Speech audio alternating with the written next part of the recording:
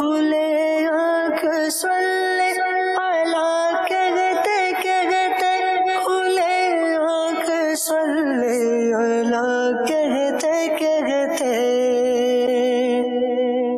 اعوذ باللہ من الشیطان الرجیم، میں اللہ تعالیٰ کی پناہ میں آتا ہوں شیطان مردود سے۔ بسم اللہ الرحمن الرحیم، اللہ کے نام سے شروع جو نہایت مہربان رحم والا۔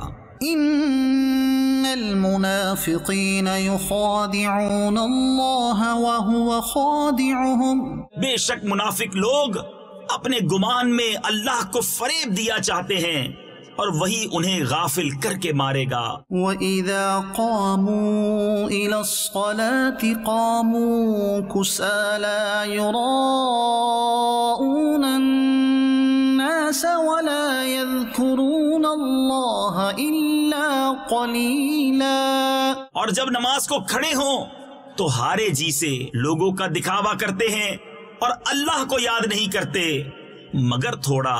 مذبذبین بین ذلک لا الہ ہؤلاء ولا الہ ہؤلاء، بیچ میں ڈگمگا رہے ہیں، نہ ادھر کے نہ ادھر کے۔ ومن يضلل الله فلن تجد له سبيلا، اور جسے اللہ گمراہ کرے تو اس کے لیے کوئی راہ نہ پائے گا۔ يا أيها الذين آمنوا لا تتخذوا الكافرين أولياء من دون المؤمنين، اے ایمان والو کافروں کو دوست نہ بناؤ مسلمانوں کے سوا۔ أتريدون أن تجعلوا لله عليكم سلطانا مبينا، کیا یہ چاہتے ہو کہ اپنے اوپر اللہ کے لیے صریح حجت کر لو؟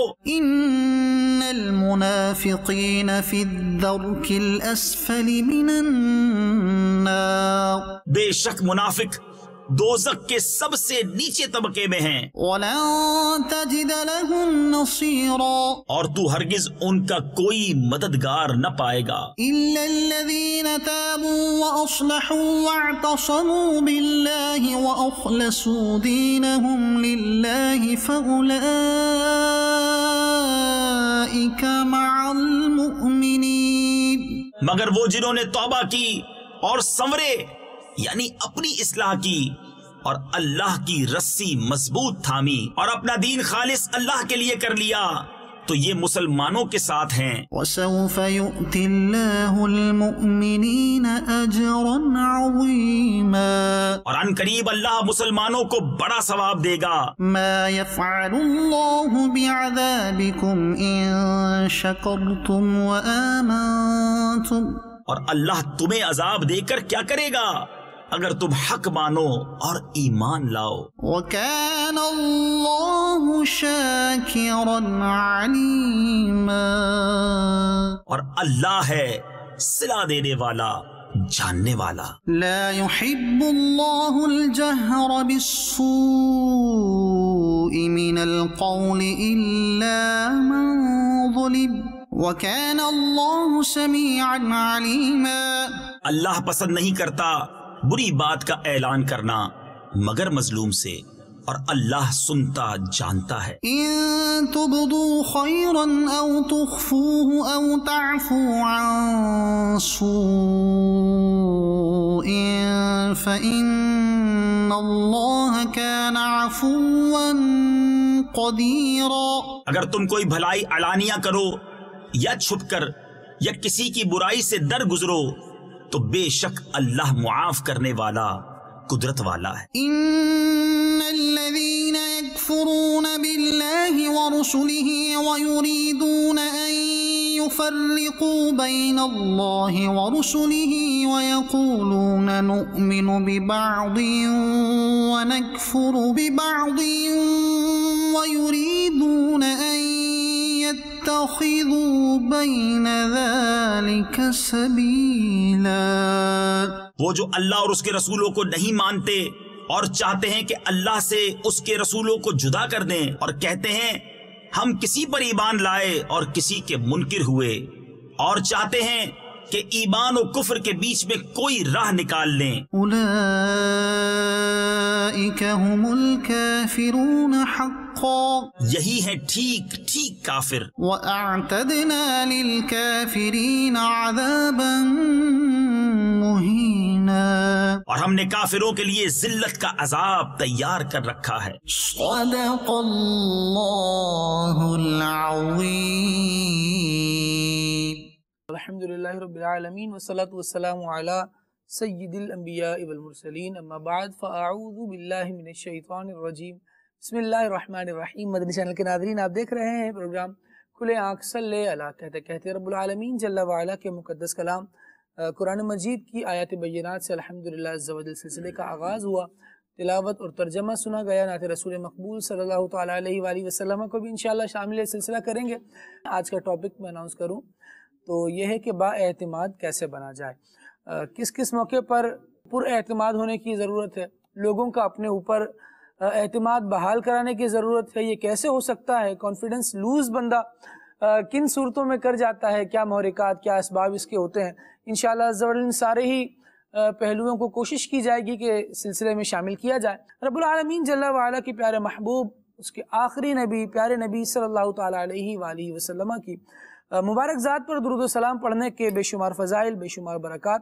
آقا دو عالم صلی اللہ تعالیٰ علیہ وآلہ وسلم نے ارشاد فرمایا کہ تمہارے نام مع شناخت مجھ پر پیش کیے جاتے ہیں، لہذا مجھ پر اچھے انداز سے درود پاک پڑھو. صلو علی الحبیب صلی اللہ تعالیٰ علی محمد صلی اللہ تعالیٰ علیہ وآلہ واصحابہ وبارک وسلم. آقا دو عالم صلی اللہ تعالیٰ علیہ وآلہ وسلم پر درود پڑھنا دنیا اور آخرت کی بے شمار برکتیں ملنے کا ذریعہ ہے. اور جو درود پڑھتے ہیں وہ اس کو دیکھتے بھی ہیں، اپنی آنکھوں سے اس کا مشاہدہ بھی کرتے ہیں، اور رب العالمین جل وعلا کی طرف سے ملنے والی رحمتوں پر، اس کی نعمتوں پر اس کے شکر گزار بھی بن پاتے ہیں. اللہ تبارک و تعالی ہم سب کو توفیق خیر نصیب فرمائے. بلا تاخیر بڑھتے ہیں سلسلے میں ہم ایک کلام کی جانب. ہر دل عزیز پیارے نعت خواں ہمارے عدنان شیخ بھائی ماشاءاللہ ہمارے ساتھ سلسلے میں جلوہ فرما ہیں. آپ کی پیاری آواز میں انشاءاللہ کلام بھی شامل سلسلہ ہوگا. مبلغین کا بھی تعارف آپ کو پیش کرتا چلوں. کافی عرصے کے بعد دونوں ہی مبلغین جو اس وقت ہمارے سلسلے میں شامل ہیں، ہمارے پروگرام کا حصہ بنے ہیں، اللہ تبارک و تعالیٰ دونوں کی عمر دراز فرمائے اور کار خیر میں، اعمال خیر میں مزید برکت عطا فرمائے. میرے دائیں جانب موجود ہے مولانا آصف اقبال مدنی دامت برکاتہم العالیہ. بہت پیاری، بڑی دلچسپ اور معلوماتی گفتگو فرماتے ہیں. انشاءاللہ آپ کے مدنی پھول شامل سلسلہ رہیں گے.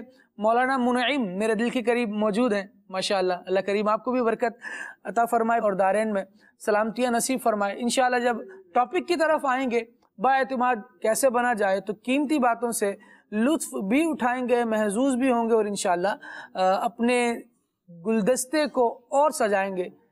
پہلے بڑھتے ہیں کلام کی جانب اور دیکھتے ہیں عدنان شیخ بھائی ہمیں کون سا کلام سنا رہے ہیں. جی عدنان بھائی. صلی اللہ تعالی علی محمد صلی اللہ علیہ وسلم. صلی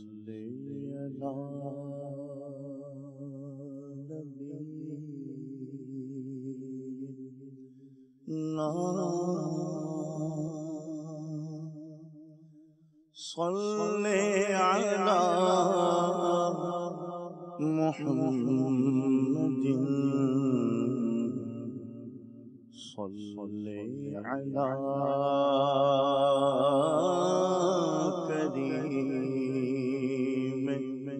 کریمنا صلی علی محمد. ہم بھی مدینے جائیں گے آج نہیں تو کل سہی. آقا ہمیں بلا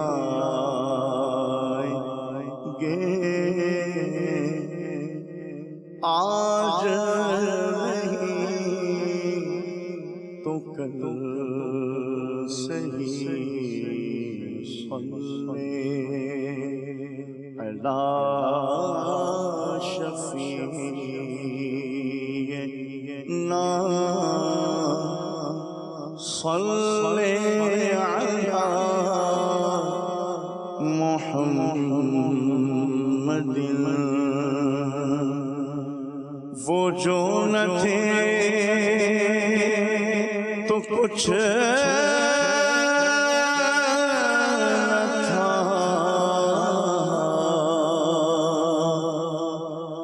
وہ جو نہ ہو تو کچھ نہ ہو، جان ہے وہ جہان کی، جان ہے تو جہان ہے، پڑھیے صلی علی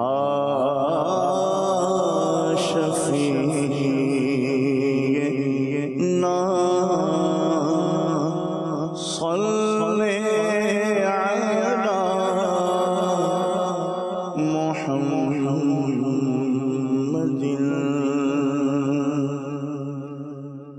مانگ بار بار، مانگ بار بار، مانگ بار بار، مانگ بار بار، دل سے مصطفیٰ کو تو پکار، ہوگا بیڑا پار تیرا، ہوگا بیڑا پار، دل سے مصطفیٰ کو تو پکار، ہوگا بیڑا پار تیرا، ہوگا بیڑا پار، کہ محمد سے وفا کون تو غم تیرے ہیں، کہ محمد سے وفا کون تو غم تیرے ہیں، یہ جگہ چیز ہے کیا لو قلم تیرے ہیں، مانگ بار بار، مانگ بار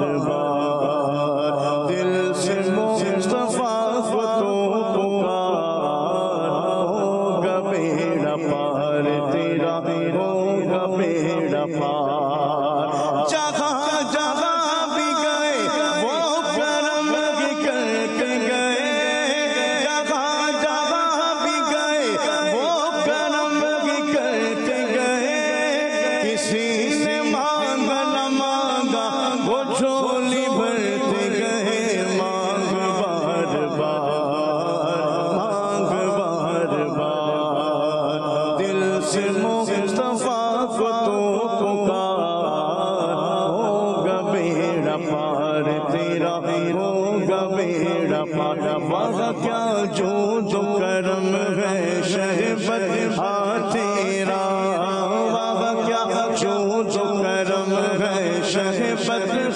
تیرا، نہیں سن ساحل نہیں مانگنے والا تیرا، نہیں سن ساحل نہیں مانگنے والا تیرا، نہیں سن ساحل نہیں مانگنے والا تیرا، فیض ہے کیا شب تسلیم نرالا تیرا، فیض ہے کیا شب تسلیم نرالا تیرا، آپ پیاسوں کے تجسس میں دریا تیرا، مانگ بار بار، مانگ بار بار، دل سے مصطفیٰ کو تو پکار، ہوگا بیڑا پار تیرا، ہوگا بیڑا پار، فرش والے تیری شوکت کا علو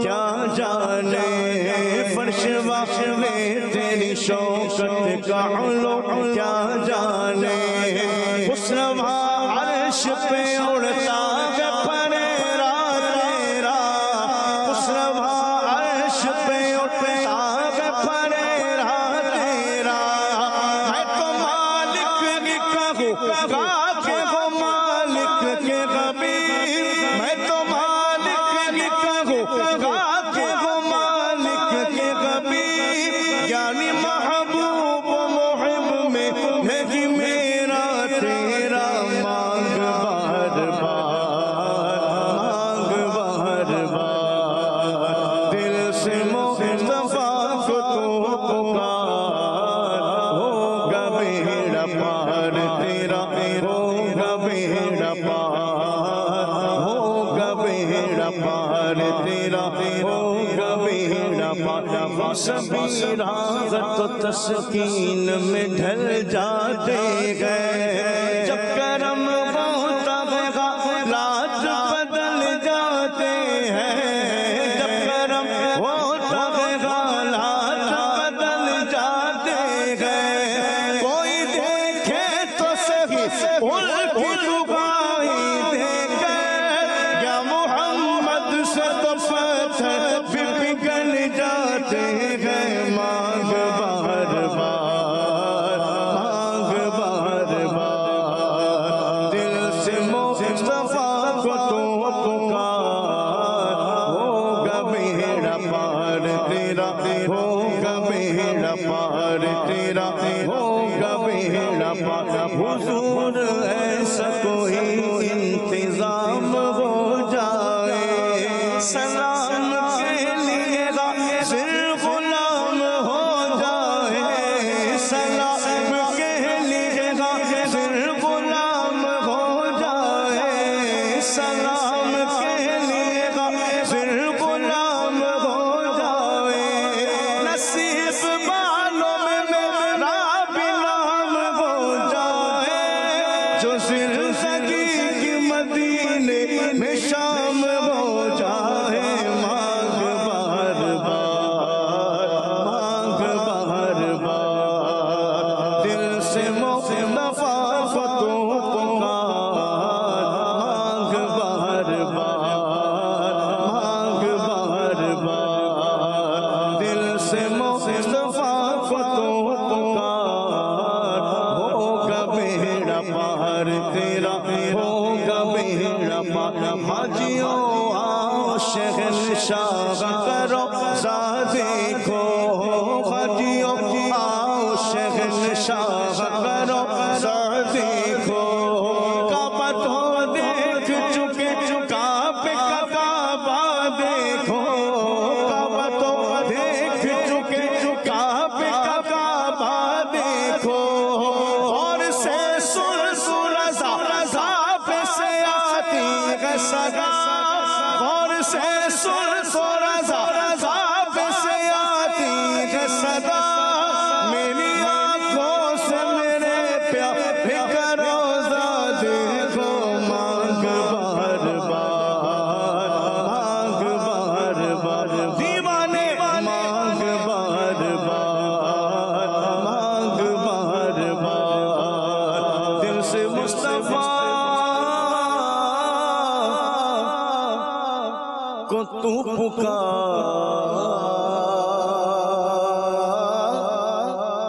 ہوگا بیڑا پار۔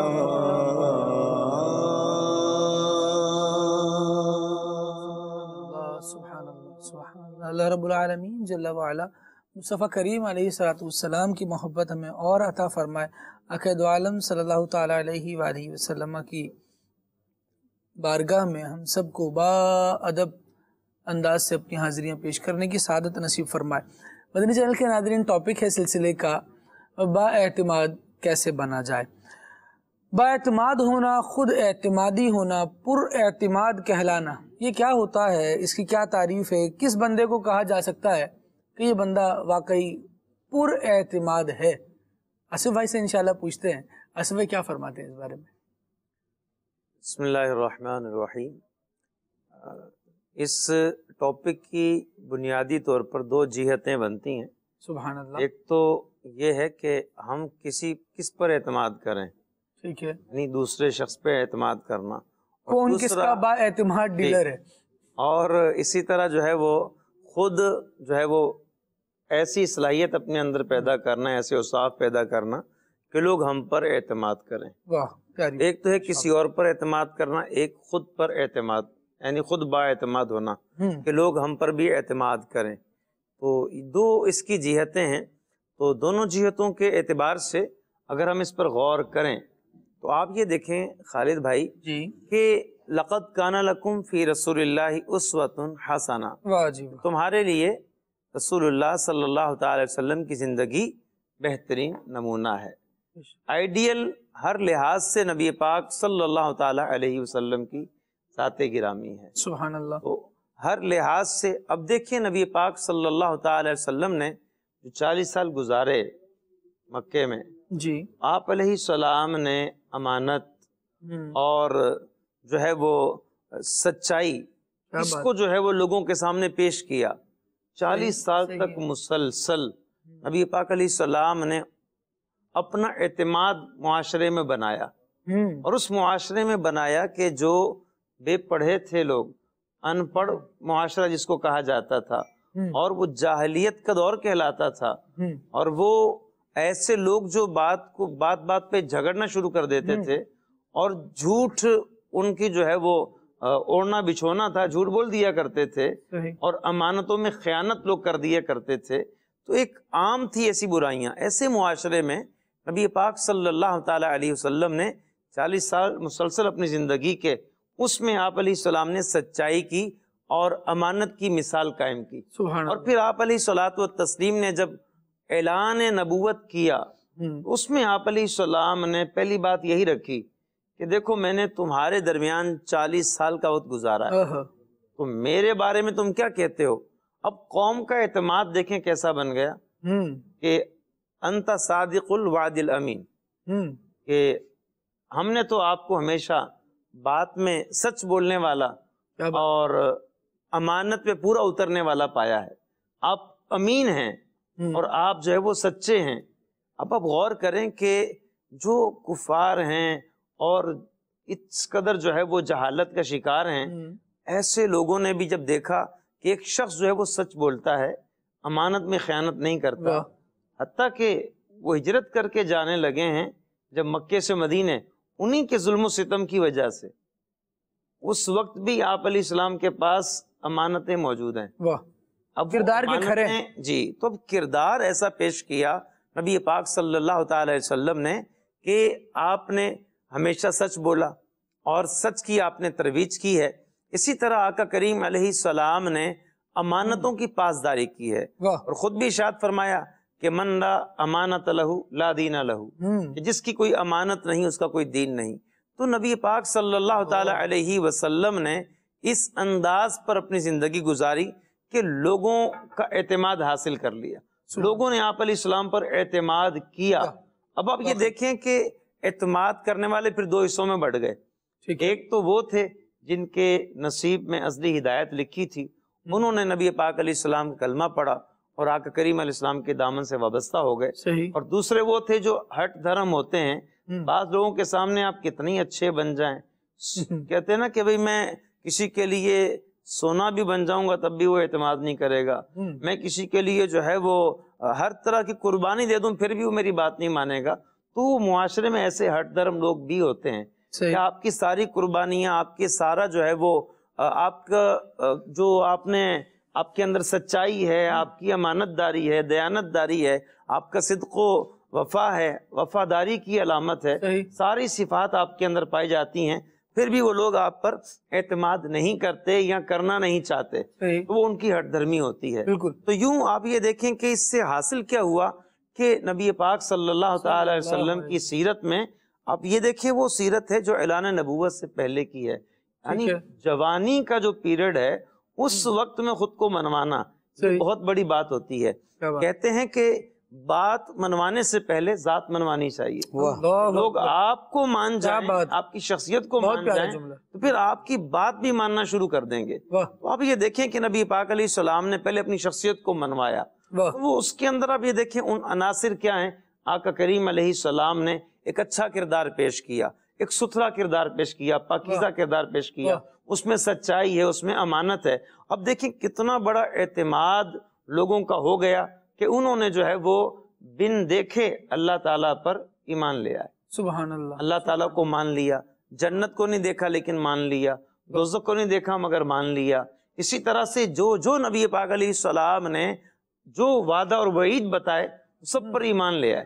اب یہ دیکھیں کہ جناب صدیق اکبر رضی اللہ تعالی عنہ, آپ کو جب معراج کا تذکرہ ہوتا ہے تو آپ نے کیا پوچھا, کیا نبی پاک علیہ السلام نے فرمایا؟ کہا کہ ہاں انہوں نے فرمایا.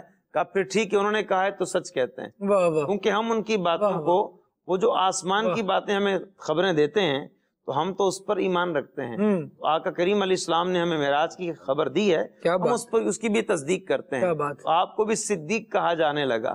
تو آپ غور کریں کہ یہ ہے کہ بندے کو اگر اپنا اعتماد بحال کرنا ہے, اپنے گھر میں بھی خالد بھائی, آفس میں بھی, معاشرے میں, دوستوں میں, کئی جہتیں ہیں, آپ کو سچا بننا پڑے گا, آپ کو امانت دار بننا پڑے گا, آپ کو دھوکے سے بچنا ہے, آپ کو فراڈ سے بچنا ہے, آپ کو کہتے ہیں نا 420 اور لوگوں کو چونا لگانا, ایک زبان, یہ محاورے ہمارے یہاں کے کراچی کے, تو ان سے بچنا ہے. آپ غور کریں کہ لوگوں کے ساتھ فریب نہیں دینا. نبی پاک علیہ السلام نے فرمایا من غش فلیس منا, جس نے دھوکہ دیا وہ ہم میں سے نہیں, ہمارے راستے پر نہیں ہے. اب یہ دیکھیں کہ آپ ملاوٹیں کر رہے ہیں, آپ ایسے دکاندار ہیں, آپ پر کوئی اعتماد کیسے کرے؟ صحیح. آپ جعلی پروڈکٹ بنا رہے ہیں تو آپ پر اعتماد کیسے کرے؟ اچھا آپ جعلی پی رہے ہیں تو آپ پر اعتماد کیسے کرے کوئی بندہ؟ ٹھیک ہے, آپ جعلی عامل ہیں تو آپ پر کیسے کوئی اعتماد کرے؟ آپ جعلی پروڈکٹ بنا رہے ہیں تو آپ پر اعتماد کیسے کرے؟ ایک دفعہ کہیں بھی ٹیگ لگ جائے گا جعلی ہونے کا تو پھر تو کوئی اعتماد. اب آپ یہ دیکھیں نا کہ کہتے ہیں کہ وہ کسی نے بڑی پیاری بات کہی تھی, کہا کہ پیسہ ضائع ہو جائے نا کوئی نقصان نہیں ہوا, اور اگر محنت ضائع ہو جائے تو تھوڑا نقصان ہوا ہے, اور اگر کردار ضائع ہو جائے تو سب کچھ ضائع ہو گیا. اللہ, کردار سب سے پہلی بنیادی چیز ہے, اس کو بنانا بڑا وقت لگتا ہے. کہتے ہیں نا عزت بنانے میں ٹائم لگتا ہے, جانے میں ٹائم نہیں لگتا. تو یہ کبھی کبھار ہماری ایک حرکت کی وجہ سے یا ایک ہمارے غلط رویے سے, غلط فیصلے سے, غلط انداز سے ہمارا اعتماد ختم ہو سکتا ہے. تو یہ چیز ہے. اب خود لوگ ہم پر اعتماد کریں تو ہمیں یہ کرنا چاہیے. اچھا اب ہم کس پر اعتماد کریں؟ لوگوں پر اعتماد بھی بہت ضروری ہے. لوگوں پر اعتماد اس لیے ضروری ہے کہ انسان اکیلا کچھ نہیں کر سکتا. ایسا ہی ہے. ٹھیک ہے, اس کو لوگوں کے ساتھ معاشرے میں جینا ہے, خاندان کے ساتھ اسے رہنا ہے, دوستوں کے ساتھ اسے وقت گزارنا ہے, اسے امام ہے تو مقتدیوں کے ساتھ اسے وقت گزارنا ہے, استاد ہے تو طلبہ کے ساتھ وقت گزارنا ہے, ٹھیک ہے, ٹیچر ہے تو اسٹوڈنٹ کے ساتھ اس کو رہنا ہے, اسی طرح وہ ایک دوست ہے تو دوستوں کے ساتھ رہنا ہے. تو ایک پورا فرینڈ سرکل ہے. اب لوگوں پر ہمیں اعتماد ہوتا ہے. اچھا پھر اعتماد کی کیٹیگریز ہیں. والد صاحب پر اعتماد وہ اور طرح کا ہے, دوست پر اعتماد اور طرح کا ہے, بزنس پارٹنر پر اعتماد اور طرح کا ہے. اچھا ان سب پر ہم اعتماد کرتے ہیں. اچھا ہر ایرے غیرے پہ اعتماد نہیں کرتے. ہر کسی کو ہم چیک کاٹ کے نہیں دے دیتے, ہر کسی کو موٹی رقم نہیں دے دیتے, ہر کسی کو اپنی کوئی خاص بات نہیں بتا دیتے, راز کی بات نہیں بتاتے. اب یہ دیکھیں کہ ہم معاشرے کے اندر ایسے لوگ ہوتے ہیں کہ جن کو ہم پیش نظر رکھتے ہوئے ہم ان پر اعتماد کرتے ہیں اور اپنی باتیں ان سے شیئر کرتے ہیں اور اعتماد کا مختلف ذرائع پر اظہار کرتے ہیں. بالکل جی, اعتماد کا اظہار کرتے بھی ہیں اور اعتماد کا اظہار دلاتے بھی ہیں کہ احساس دلاتے ہیں ہم پر اعتماد کریں, ہم آپ کے اپنے لوگ ہیں, ہم ایسا نہیں کریں گے, اور اگر پھر آپ ویسا کر جائیں تو پھر دوبارہ ایسا نہیں کیا جاتا, یعنی پھر دوبارہ اعتماد نہیں کیا جائے گا. تو اعتماد کہا جاتا ہے کہ بندہ ایک ہی مرتبہ کھوتا ہے, اور جب یہ کھو دیتا ہے تو پھر دوبارہ اس دہلیز پر نظر نہیں آتا. اللہ تبارک و تعالی ہم سب پر اپنا فضل فرمائے, اپنا کرم فرمائے. جو کردار کا ستھرا ہوگا اس پر اعتماد کیا جائے گا, جو کردار کا ستھرا نہیں ہے, اچھا نہیں ہے, اس پر اعتماد کم ہی ملے گا. بہت سارے شعبے ہیں زندگی کے اعتماد کرنے کے حوالے سے, لیکن کس شعبے میں کس پر اعتماد کیا جائے گا یہ ایک الگ بات ہے. اس پر بہت ساری بحثیں ہوتی ہیں, بہت ساری لیکچرز ہوتے ہیں, لیکن مدنی چینل کے ناظرین سمجھنے کی بات یہ ہے کہ ہمارا پیارا اسلام, ہمارا دین اسلام ہمیں جس کردار سازی کا ذہن دیتا ہے, جیسی ہماری اخلاقی تربیت کرتا ہے اور آفاقی تعلیمات کے تناظر میں تربیت کرتا ہے, یہ انسان کو ایسا ستھرا کر دیتے ہیں کہ اگر واقعتاً بندہ اسلامی تعلیمات پر رہے, اس کا پابند رہے, تو نہ چاہتے ہوئے بھی لوگ دوسروں کو چھوڑ کر اس پر اعتماد کریں گے، اور اگر یہ اپنے ہی دین سے دور جا رہا ہو، اپنی ہی تعلیمات سے دور جا رہا ہو، تو پھر اعتماد کیسے کیا جائے گا؟ میں آصف بھائی کی طرف ایک اور تھوڑی سی اپنی نوعیت کی پیچیدہ سی گفتگو بڑھانا چاہ رہا ہوں کہ آصف بھائی، مسلمان جو ہے یہ تو پختگی کے ساتھ ہی ہوتا ہے، ایسا تو نہیں ہوتا نا کہ یہ دین پر کبھی مکمل اعتماد کرے گا، کبھی کسی مسئلے میں آگے پیچھے بھی ہو رہا ہوگا۔ اس کو دین پر اپنے کیسا اعتماد ہونا چاہیے اور پھر اس کی تعلیمات پر کیسا اعتماد ہونا چاہیے؟ دیکھیں خالد بھائی، قرآن مجید میں یہ ہدی للمتقین، ٹھیک ہے، کہ قرآن کی ہدایت ان کو ملتی ہے جو متقی ہیں، پرہیزگار ہیں۔ اچھا، ان کی جو صفات بیان کی گئی ہیں اس میں پہلی صفت یہ ہے کہ وہ نماز ادا کرتے ہیں، دوسری زکوٰۃ دیتے ہیں، ہمارے دیے ہوئے میں سے اللہ کی راہ میں خرچ کرتے ہیں۔ اچھا، تیسری جو ہے وہ اس پر ایمان لاتے ہیں جو نبی پاک علیہ السلام کی طرف وحی ہوا اور جو آپ سے پہلے وحی ہوا۔ اس آیت کے تحت علماء نے یہ بھی لکھا ہے کہ یہ آیت ختم نبوت کی بھی دلیل ہے کہ نبی پاک علیہ السلام کے بعد کوئی اور نیا نبی نہیں آئے گا۔ وہ کیوں؟ کہا کہ اس میں یہ فرمایا گیا جو آپ پر نازل ہوا، جو آپ سے پہلے نازل ہوا، اس پر ایمان لائے گا تو وہ مومن ہے، متقی ہے۔ کیا بات! آپ کے بعد نازل ہو ایسی کوئی بات نہیں ہے یہاں، اس کے بعد کوئی وحی نہیں۔ جی، تو یہ اچھا، اس کے بعد جو بات کی گئی ہے یہاں اس موقع پر، وَبِالْآخِرَةِ هُمْ يُوقِنُونَ، صحیح، تو مومن وہ ہوتے ہیں جو آخرت پر یقین رکھتے ہیں۔ تو یہاں پر یقین کی بات آئی ہے۔ دیکھیں جتنا یقین آخرت پہ بندے کا مضبوط ہوگا، آپ دیکھیں جگہ جگہ قرآن مجید فرقان حمید میں اللہ تعالیٰ پر ایمان کی بات کی گئی ہے، آخرت کے دن پر ایمان کی بات کی گئی ہے۔ تو جتنا زیادہ یقین، جتنا زیادہ بھروسہ، اعتماد اللہ تعالیٰ، اللہ رب العزت پر اور آخرت کے دن پر ہوگا، تو ایسا شخص ہی اچھا مسلمان بنے گا۔ اب دیکھیں کہ جگہ جگہ ہم احادیث مبارکہ میں پڑھتے ہیں، من کان یؤمن باللہ والیوم الاخر، من کان یؤمن باللہ والیوم الاخر، من کان یؤمن باللہ والیوم الاخر، کہ جو اللہ پر اور آخرت کے دن پر ایمان رکھتا ہے وہ ایسا کرے، وہ ایسا کرے، وہ ایسا کرے۔ تو یہ جو بار بار بات کی جاتی ہے اللہ تعالیٰ پر پختہ یقین کی اور ایمان آخرت پر پختہ یقین کی، اور ایمان ہوتا ہی یقین ہے، اور فرمائے گا وَبِالْآخِرَةِ هُمْ يُوقِنُونَ، کہ متقی وہ جو آخرت پہ یقین رکھتے ہیں۔ اب آخرت پہ جتنا یقین مضبوط ہوگا نا، آگے کی جو آیت ہے نا اس پہ بندہ غور کرے کہ اس میں فرمایا گیا اولئک علی ھدی من ربہم واولئک ھم المفلحون، کہ یہی وہ ہیں کہ جن کو اللہ تعالیٰ کی طرف سے اولئک علی ھدی من ربہم، یہ اپنے رب کی طرف سے ہدایت پہ ہیں اور یہی فلاح پانے والے ہیں۔ سبحان اللہ۔ خالد بھائی، منیم بھائی، فلاح کا لفظ جی اس پر یہ لکھا ہے مفسرین نے کہ فلاح اس کامیابی کو کہتے ہیں جس میں دنیا کی کامیابی بھی شامل ہو، آخرت کی کامیابی بھی شامل ہو۔ سبحان اللہ۔ یعنی دارین کی نجات کو کامیاب فلاح کہتے ہیں عربی میں۔ سبحان اللہ۔ اب آپ اس آیت کو اس تناظر میں سمجھیں کہ دنیا اور آخرت کی کامیابی یہ کس کے لیے؟ جو آخرت پہ یقین رکھتا ہے، جو سچا مومن ہے، جو پختہ مومن ہے۔ تو جتنا زیادہ اللہ تعالیٰ پر ایمان مضبوط ہوگا اتنا ہی زیادہ انسان گناہوں سے بچے گا، مومن صفت کامل ہوگا۔ دیکھیں انتم الاعلون ان کنتم مومنین، اگر تم سچے مومن ہو جاؤ تو غلبہ تمہارے لیے، غالب تم نے آنا ہے۔ تو سچا مومن بندہ بنے گا تو غلبہ اس کو حاصل ہوگا۔ اب یہ دیکھیں کہ جب بندے کا اللہ پر ایمان ہے، مجھے دیکھ رہا ہے، رب مجھے دیکھ رہا ہے، اللہ ناظری، اللہ شاہدی، اللہ معی، اللہ مجھے دیکھ رہا ہے، اللہ میرا گواہ ہے، اللہ کی جو ہے وہ اللہ تعالیٰ میرے ساتھ ہے۔ اب یہ دیکھیں کہ جب یہ ساری چیزیں ہوں گی تو پھر بندہ وقت کا ذوالنون مصری بن جاتا ہے، کیونکہ اللہ تعالیٰ پہ بھروسہ مضبوط ہو گیا۔ تو اللہ تعالیٰ پہ بھروسہ جتنا مضبوط ہوگا، اولیاء اللہ کیوں گناہوں سے دور ہوتے ہیں، صالحین گناہوں سے کیوں دور ہوتے ہیں؟ اللہ تعالیٰ پر پختہ یقین ہے۔ اچھا، لوگوں سے قریب کیوں ہو جاتے ہیں؟ لوگ ان پر اعتماد کیوں کرتے ہیں؟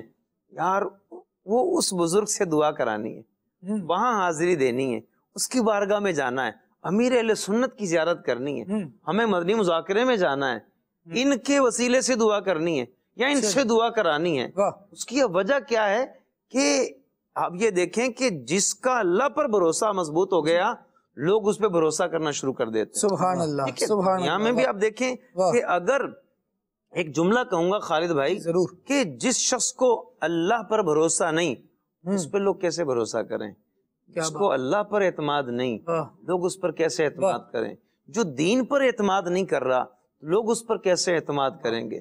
آپ دیکھیں نفوس قدسیہ نے دین پر اعتماد کیا. نبی پاک علیہ السلام نے کیا ارشاد فرمایا؟ میرے بعد آؤ تو ابوبکر صدیق کے پاس آنا. میرے بعد یہ ہیں. اعتماد ہے نا نبی پاک علیہ السلام کا. فرمایا تم پر میری پیروی لازم ہے، میرے خلفاء راشدین کی پیروی لازم ہے. کیوں؟ نبی پاک علیہ السلام کا اعتماد ہے. یہ آپ نے آصف بھائی الگ ہی باب ماشاءاللہ کھول دیا. اس میں آپ غور کریں خالد، اس طرح کی بہت ساری چیزیں ہو سکتی ہیں کہ اعتماد کیسے آتا ہے. دین پر آپ نے عمل کیا تو لوگ آپ پر اعتماد کرنا شروع کر دیں گے. اور ہمارا دین جو ہے فقط مسجد کا دین نہیں ہے، تو بازار کا بھی دین ہے. یہ دین جو ہے یہ تو آپ کے کاروبار کا بھی دین ہے، آپ کی روزی کا روٹی کا بھی دین ہے، آپ کی جو ہے نا جاب کا بھی دین ہے. یہ ہر جگہ آپ کے ساتھ ہے. تو آپ یہ دیکھیں دین اسلام میں اچھا اجیر کے احکامات ہیں، مستاجر کے ہیں، مطلب جس نے ملازم رکھا اور جو ملازم ہے وہ. اچھا پھر آپ دیکھیں سیٹ ہے، نوکر ہے، پھر جو ہے وہ دکاندار ہے، بیچنے والا ہے، خریدنے والا ہے، اس کا کسٹمر ہے، پرچیزر ہے، بائر ہے. ان سب کے احکام اسلام میں موجود ہیں. بات یہ ہے کہ اگر ہم نے اسلام کو جو ہے وہ اس پر اعتماد کیا تو ہمیں اسلام سارے راستے بتاتا ہے. اعلیٰ حضرت امام اہل سنت نے ایک جگہ ارشاد فرمایا کہ تم لوگ جو ہے وہ سود کیوں لیتے ہو؟ سود سے بچنے کے درجنوں طریقے اسلام نے بتا رکھے. ان درجنوں طریقوں پہ تدابیر پہ آپ عمل کریں. خود امام اہل سنت نے 6 تدبیریں اس کی آپ نے اپنے رسالے کیفر الفقیہ الفاہم میں ارشاد فرمائی ہیں. کرنسی نوٹ کے جو احکام ہیں اس میں آپ نے جو ہے وہ یہ پورا تفصیل کے ساتھ آپ نے 6 طریقے بتائے کہ سود سے بچ جاؤ، یہ جائز طریقہ اختیار کر لو. اسلام نے ہماری ہر قدم پہ رہنمائی کی ہے. آپ دکان پہ بیٹھے ہوئے کسٹمر سے بات کس طرح کرنی ہے، وہاں کون سے جملے بولنے کون سے نہیں بولنے. آپ نے ایک چیز خریدی ہے 100 روپے کی، آپ اس میں اپنا خرچہ بھی ملاتے ہو، دکان کا خرچہ، اپنے ملازمین کا خرچہ، اب بجلی لائٹ کا خرچہ، یہ سب آپ خرچے ملاتے ہو. اور ملانے کے بعد آپ جو ہے یہ چاہتے ہو کہ یہ میں چیز جو ہے 50 کی بیچوں، مجھے تو گھر میں 120 کی پڑ رہی ہے یا 130 کی پڑ رہی ہے. اب آپ اس کو یہ نہیں کہہ سکتے کہ میں نے 130 کی خریدی ہے، یہ منع ہے. اچھا آپ یہ کہیں کہ مجھے 130 کی پڑی ہے، یہ جائز ہے. ٹھیک ہے، آپ علم دین سیکھ لیں گے تو یہ آپ کو جو ہے وہ دکان میں بھی کام آئے گا، آپ کو کاروبار میں بھی کام آئے گا. اور جب آپ دین پر عمل کرنا شروع کر دیں گے لوگوں کا آپ پر اعتماد بحال ہو جائے گا. لوگ پھر دوسری 4 دکانیں چھوڑ کے آپ کے پاس آئیں گے. اور ہوتا بھی ہے راستے میں کئی دکانیں اس چیز کی ہوتی ہیں لیکن ہم ان دکانوں کو کراس کرتے ہیں. وجہ کیا ہے یار؟ وہ جو دکاندار ہے نا وہ ڈنڈی نہیں مارتا. وہ جو دکاندار ہے نا کھرا آدمی ہے. وہ دکاندار ہے جو ستھری بات کرتا ہے، سیدھی بات کرتا ہے. کچھ لوگوں کا مزاج یہ بنا ہوتا ہے آصف بھائی، یہ اعتماد اور مارکیٹ کے حوالے سے میں عرض کروں گا کہ ان کو اگر جس طرح آپ کسی مارکیٹ کے اندر جائیں، پتہ چلے کہ بھائی فلاں جگہ پر مثال کے طور پر موبائل مارکیٹ ہے اور بہت بڑی مارکیٹ ہے، مزاج یہ بنا ہوتا ہے کہ جو دکانیں باہر ہیں نا ان کو ٹچ ہی نہیں کرنا، ان سے کوئی پرائز پوچھنا ہی نہیں ہے، کہ جانا نہیں ہے. بھائی اندر جائیں گے تو اندر کوئی بندہ پہلے سے معلوم ہے کہ وہاں منیم بھائی صحیح بندہ بیٹھا ہوا ہے، وہ صحیح طرح ڈیل کرے گا، پر اعتماد بندہ ہے، اس پر اعتماد کیا جا سکتا ہے، با اعتماد بھی ہے، اس پر قابل اعتماد بھی ہے. اس سے ایک چیز لے کر کبھی بھی ہم پریشان نہیں ہوئے یا دوبارہ چکر نہیں لگانا پڑا. ورنہ جو باہر بیٹھا ہوتا ہے مارکیٹ کے، اس کا ایک جملہ تھوڑا سا مجھے اس حوالے سے تجربہ ہوا تو اس کا کہنا یہ ہوتا ہے بھائی یہ روڈ پر تو دکان ہے، جاتے جاتے پھر دوبارہ آ جانا. تو یہ جاتے جاتے دوبارہ آ جانا کا جو پہلے ہی ہمیں ایک پیغام دے رہا ہے، ہو سکتا ہے وہ تو اپنے اعتماد بحال کرنے کے ہی دے رہا ہو، لیکن تھوڑی سی الارمنگ بات بھی تو ہے کہ ایسا کیا دے رہا ہے کہ دوبارہ آنا پڑے گا. کیا کہیں گے؟ بسم اللہ الرحمن الرحیم. جیسا کہ آصف بھائی نے فرمایا کہ جب بندہ خود با اعتماد بن جاتا ہے نا اپنے اندر، وہ تمام چیزیں پیدا کر لیتا ہے جس کی وجہ سے لوگ اس پر اعتماد کرتے ہیں، پھر اس کو اس طرح کے چٹکلوں کی حاجت نہیں پڑتی کہ میری جو ہے نا روڈ پر ہی دکان ہے دوبارہ آ جانا. تو وہ بندہ جب اعتماد اپنا بحال کر لیتا ہے سامنے والوں پر تو وہ بندہ جو ہے وہ کہیں دور سے بھی آنا ہو تو اس کے پاس ہی آتا ہے، بھلے قریب ہو یا دور ہو تو لوگ اس کے پاس ہی چکر لگاتے ہیں. سب سے پہلی بات اعتماد کے حوالے سے، اعتماد جو ہے نا یہ بنیادی طور پر عربی زبان کا لفظ ہے جو امد سے بنا ہے، جس کا معنی ہے ٹیک لگانا، کسی پر سہارا لگانا، کسی پر ہے وہ سہارا کرنا۔ تو اس میں یہ ہے کہ اگر دیکھیں، اگر بندہ خود اپنی توانائیوں پر، اپنی طاقت پر، اپنی صلاحیتوں پر بھروسہ کرتا ہے، ٹیک لگاتا ہے، سہارا لیتا ہے، تو اس کو خود اعتمادی کا نام دیا جاتا ہے۔ اور اگر لوگ اس پر بھروسہ کرتے ہیں تو اس کو آپ کہہ سکتے ہیں یہ با اعتماد بندہ ہے یا معتمد انسان ہے۔ تو سب سے پہلی بات اعتماد کے حوالے سے وہ یہ ہے کہ آپ اپنے اندر خود اعتمادی پیدا کریں۔ جب تک بندے کو اپنے اوپر اعتماد نہیں ہے، لوگ کیا حق اعتماد کریں گے؟ اور دوسری بات یہ کہ یہ ایک فطری عمل ہے، ہر بندہ چاہتا ہے کہ یار لوگ مجھ پر اعتماد کریں، بھلے پرلے درجے کا جھوٹا اور مکار انسان بھی ہے نا، وہ بھی کہے گا لوگ مجھ پر اعتبار کریں، یعنی ہر ایک کی خواہش ہوتی ہے۔ لیکن اسلام نے اس کا کچھ پروسیس بتایا ہے کہ کون سی چیزیں، کون سی صفات ہیں، اخلاقیات، اور اس کے علاوہ آپ دیکھیں لوگوں نے بھی اس پر بڑے بڑے کورسز ڈیزائن دیے ہیں کریکٹر بلڈنگ کے حوالے سے، کہ بندہ اپنا کردار، کریکٹر کس طرح ستھرا کر سکتا ہے۔ بندہ اسی وقت ہی ایک کامیاب اور با اعتماد بن سکتا ہے جب وہ اپنے اندر اخلاقیات کی تمام چیزوں کو بھی پیدا کرے اور ساتھ میں وہ خود پر بھی بھروسہ کرے۔ جس انسان کو اپنی صلاحیتوں پر بھروسہ نہیں ہوگا تو لوگ اس کی صلاحیتوں پر کیسے بھروسہ کریں گے؟ تو خود اعتمادی کے حوالے سے اسلام نے جو ہمیں تعلیمات دی ہیں نا، اس کا قریب قریب مفہوم جو قرآن میں بیان ہوا وہ توکل کے ذریعے بیان کیا گیا ہے، اور اس پر 20 آیات مبارکہ موجود ہیں، اور بہرحال مومنین کو یہ حکم دیا گیا کہ اللہ تبارک و تعالیٰ پر توکل کرو ان کنتم مؤمنین، اگر تم ایمان والے ہو۔ تو ایمان والوں کو بار بار جو ہے وہ اس کا توکل کا درس دیا گیا کہ اللہ تبارک و تعالیٰ پر بھروسہ کرو۔ اب اعتماد کی اگر بات کریں نا، تو سب سے بڑا اعتماد، کامل و اکمل و مکمل اعتماد وہ رب کی ذات پہ کیا جا سکتا ہے۔ اگر ہم کسی بندے پر اعتماد کریں نا، ہو سکتا ہے ہم اپنے زوم کے مطابق اس پر اعتبار درست کر رہے ہوں، لیکن حقیقت میں وہ غلط ہو، ہماری بھی غلط فہمیاں ہو سکتی ہیں، ہم اس کو بڑا بااخلاق سمجھ رہے ہیں، ہو سکتا ہے وہ ایسا نہ ہو، یعنی لیکن جب اللہ پر ہم اعتماد کریں گے نا تو وہاں پر کوئی گنجائش نہیں ہے۔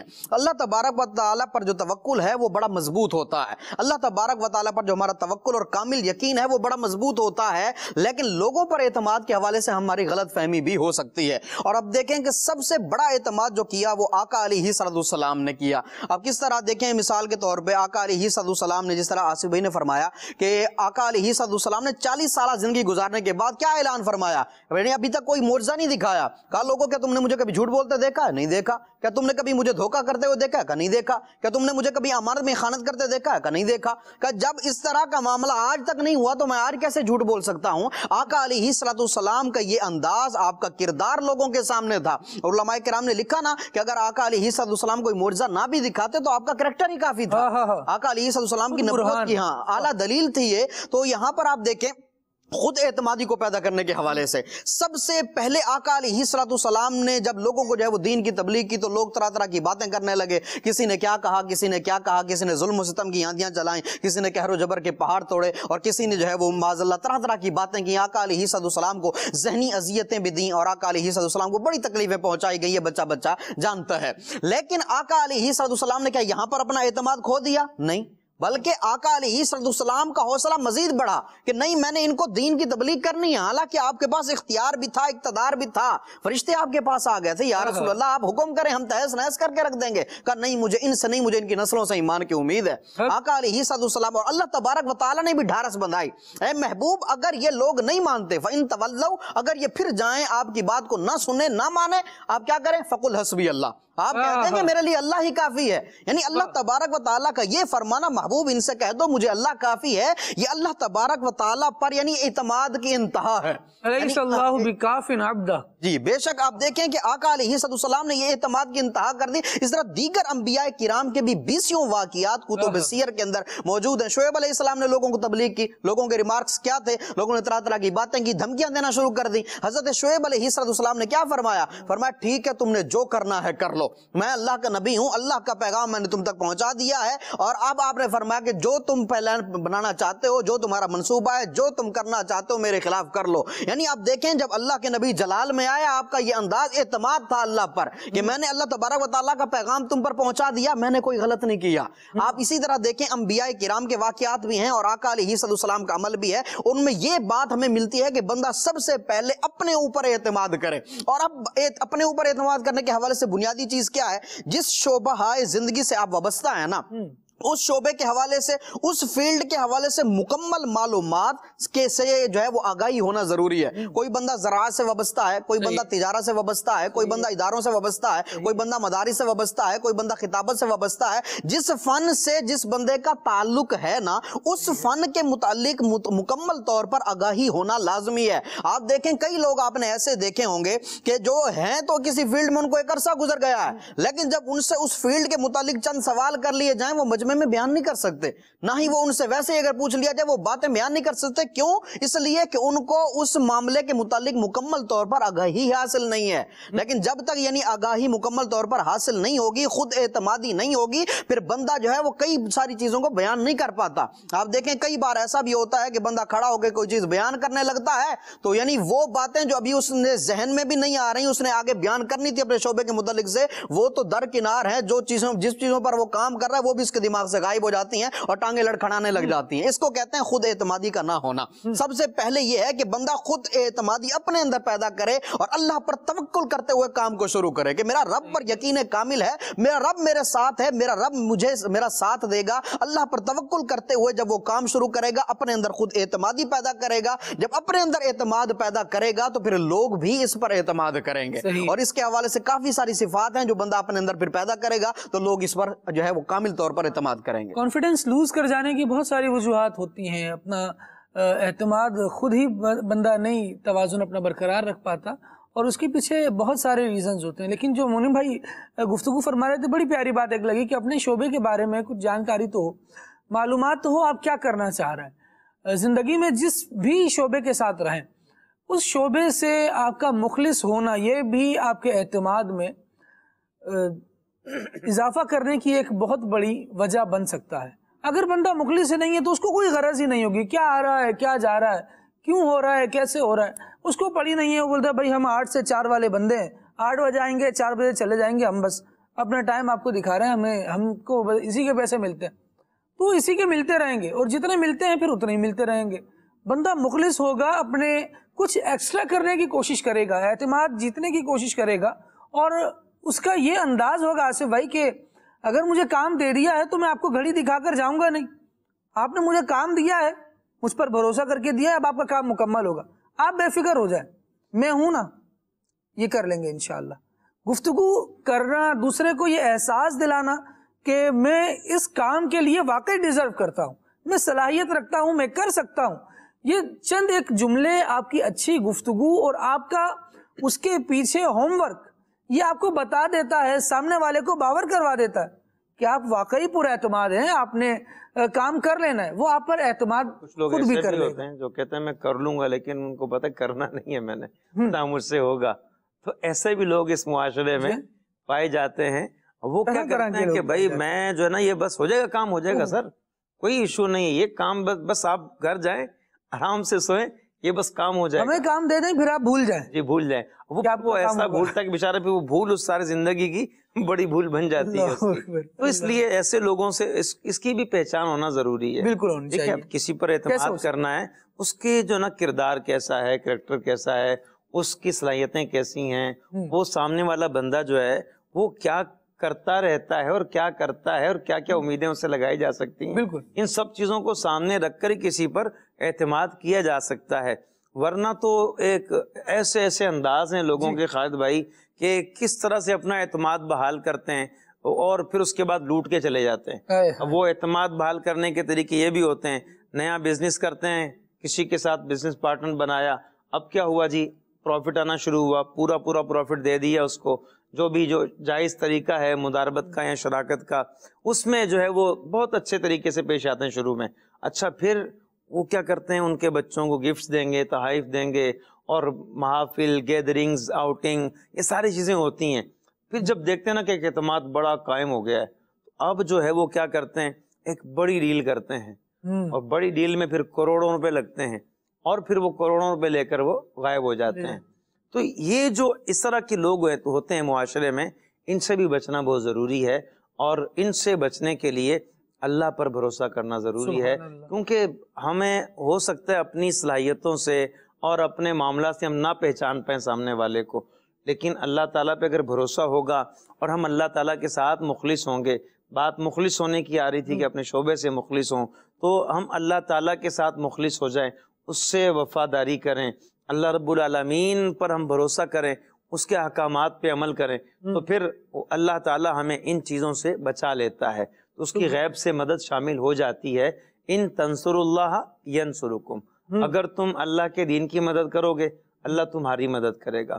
اب اللہ کے دین کی مدد کیا ہے؟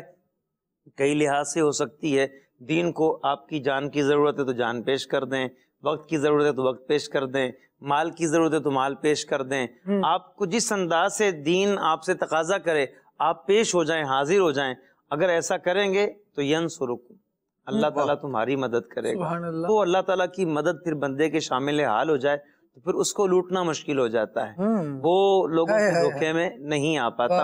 اس سے پہلے جو آپ نے جن صفات قبیحہ کے حامل لوگوں کا تذکرہ فرمایا ہے کہ لوگوں پر آسان کریں تھوڑا سا، یعنی بڑی بری صفت ہے یہ، لوگوں پر اعتماد پہلے بحال کرنا، اس کے بعد ان کو ٹھیک طریقے سے لوٹ لیا کرنا۔ اس طرح کے لوگ اپنے امام کو بھی نہیں چھوڑتے، امام صاحب سے لیے 10,000 روپے ادھار اور امام صاحب میں منگل کو دے دوں گا، اور پہلی بار وہ منگل کی جگہ پیر کو واپس کر دیتے ہیں، حضرت وہ میرے پاس آ گئے تھے اس لیے ایک دن پہلے ہی واپس کر کے جا رہا ہوں۔ امام صاحب بھی بڑے خوش کہ ماشاءاللہ ایک دن پہلے واپس کر کے چلا گیا، دوسری بار بھی اس طرح، تیسری بار بھی اس طرح، اور اس کے بعد پھر اچھی خاصی رقم ادھار لے کے بندہ ہی غائب ہو جاتا ہے۔ کوئی بعید نہیں بیان ہو جاتا ہو کہ باکردار لوگ ماشاءاللہ دنیا میں موجود ہیں، ہم نے دیکھے، ہم نے بھروسہ کیا ہے، اور پھر بعد میں اس بیان کی تردید جاری۔ یہ ضروری نہیں ہے کہ مسجدوں میں امام کے ساتھ ہی ایسا مسئلہ ہو، عام زندگی میں یہ عام ہوتا ہے۔ اچھے بھلے جو معاشرتی طور پر آصف بھائی اپنے آپ کو سمجھدار ظاہر کر رہے ہوتے ہیں اور واقعتاً سمجھدار بھی ہوتے ہیں، جس طرح ہر سیر پر سفر سیر ہوئے نا، اسی طرح ہر ذہین کے اوپر ذہین ہے، ہر چالاک کے اوپر چالاک ہے، ہر علم والے کے اوپر علم والا ہے۔ تو اس طرح سے بہت ساری کیٹیگریز بنتی ہیں۔ جو بہت ہوشیار بن رہے ہوتے ہیں بیچارے وہ ایسا دھوکہ کھاتے ہیں، جس کے پاس 10,000 تھے اس نے 10,000 کا چونا لگوا لیا، اور جس کے پاس لاکھوں ہیں لوگ لاکھوں بٹور کے بھی لے جاتے ہیں۔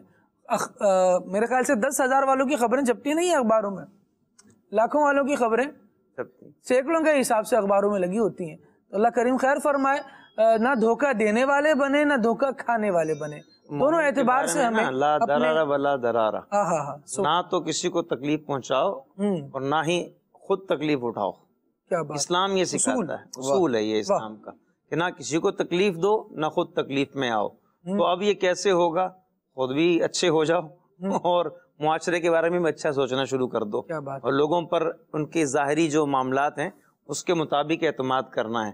اچھا یہ بھی ایک چیز مدنی چینل کے ناظرین سے شیئر کروں گا کہ ہم نے ظاہر کو دیکھنا ہوتا ہے، کیونکہ اللہ یتولی السرائر، کہ باطن کو تو اللہ تعالیٰ جانتا ہے، اس کا والی جو ہے متولی باطن کا اللہ رب العالمین ہے، اور ہمیں ظاہر کو دیکھ کر ہی معاملات کو انجام دینا ہوتا ہے۔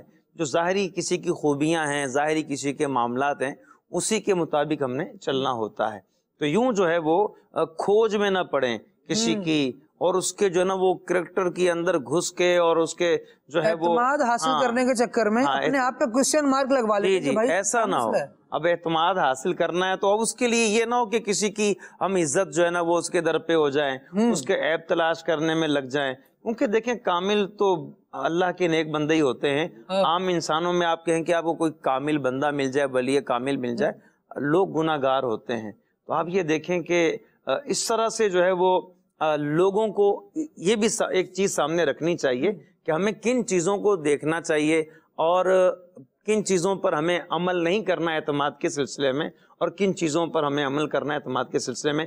یہ بھی ایک علم ہے، بالکل، اور علم سیکھنے سے آتا ہے، سیکھا جائے، سنا جائے، سمجھا جائے، ایکسپرٹس کی رائے جانی جائے، جنہوں نے زندگی میں بہت سارے تجربے کر لیے ہیں، کچھ نقصان ہوا، کچھ طریقوں سے نقصان سے بچ گئے، وہ اپنے تجربات بیان کر رہے ہوتے ہیں، ایکسپیرینس بیان کر رہے ہوتے ہیں، ان کو تھوڑا سا سن لیا جائے۔ یہ بہت سی چیزیں ہیں جنہیں ہم فضول سمجھ کے چھوڑ دیتے ہیں، یا کہتے ہیں جب ضرورت ہوگی تب دیکھ لیں گے، ابھی کوئی اتنی خاص ضرورت نہیں ہے۔ تو ہو سکتا تھا کہ یہ حالات امن میں آپ کے لیے جنگ کی تیاری ہوتا، ابھی آپ پرسکون ذہن کے ساتھ کسی کی ایک اچھی بات کو توجہ سے سن لیں گے، تو جس وقت افتاد پڑے گی، جس وقت مصیبت آئے گی، اس وقت وہ بات آپ کو ریمائنڈ ہوگی، ریکال ہوگی، آپ کی توجہ میں آئے گی کہ ہاں کسی نے اس بارے میں یہ کہا ہوا ہے، مجھے اس پہ عمل کر لینا چاہیے۔ مفتی قاسم صاحب مدنی پھول ارشاد فرما رہے ہیں پرسکون زندگی کیسے گزاری جائے، شریر لوگوں سے کیسے بچا جائے، آئیے کچھ سنتے ہیں. اگر قرآن و حدیث کے بتائے ہوئے احکام پہ عمل کریں تو ہم اپنی زندگی میں ایسی بہت سی چیزوں سے بچ سکتے ہیں کہ جو ہمارے لیے دنیا یا آخرت میں نقصان دہ ثابت ہو سکتی ہے. مثال کے طور پہ اللہ تعالیٰ نے ہمیں فرمایا غیبت نہ کرو، تم میں سے کوئی کسی کی غیبت نہ کرے. اگر ہم غیبت نہیں کرتے تو ہمارا معاشرہ پرسکون ہوتا ہے. فرمایا کسی کے اوپر الزام تراشی نہ کرو، کسی پہ بہتان نہ لگاؤ. بہتان نہیں لگائیں گے تو بہت سے جو فسادات ہیں وہ کھڑے نہیں ہوں گے. فرمایا حلال کماؤ، حرام سے بچو، سود سے بچو، ایک دوسرے کا مال باطل اور ناجائز طریقے سے کھانے سے بچو. اگر اس پر عمل کیا جائے تو اب خود غور کر لیں کہ زندگی کتنی پرسکون ہو جاتی ہے. فرمایا کہ بیویوں کے شوہروں پر ویسے ہی حقوق ہیں جیسے شوہروں کے بیویوں پر ہیں. ہاں شوہروں کو ایک درجہ ان پر فضیلت حاصل ہے، لہذا میاں بیوی دونوں کے ایک دوسرے پہ حقوق ہیں. اگر اسلام کے اس حکم پہ عمل ہو تو آپ یقین کیجئے کہ گھرانے خوشحال ہو جائیں، خوشیوں کا گہوارہ بن جائیں.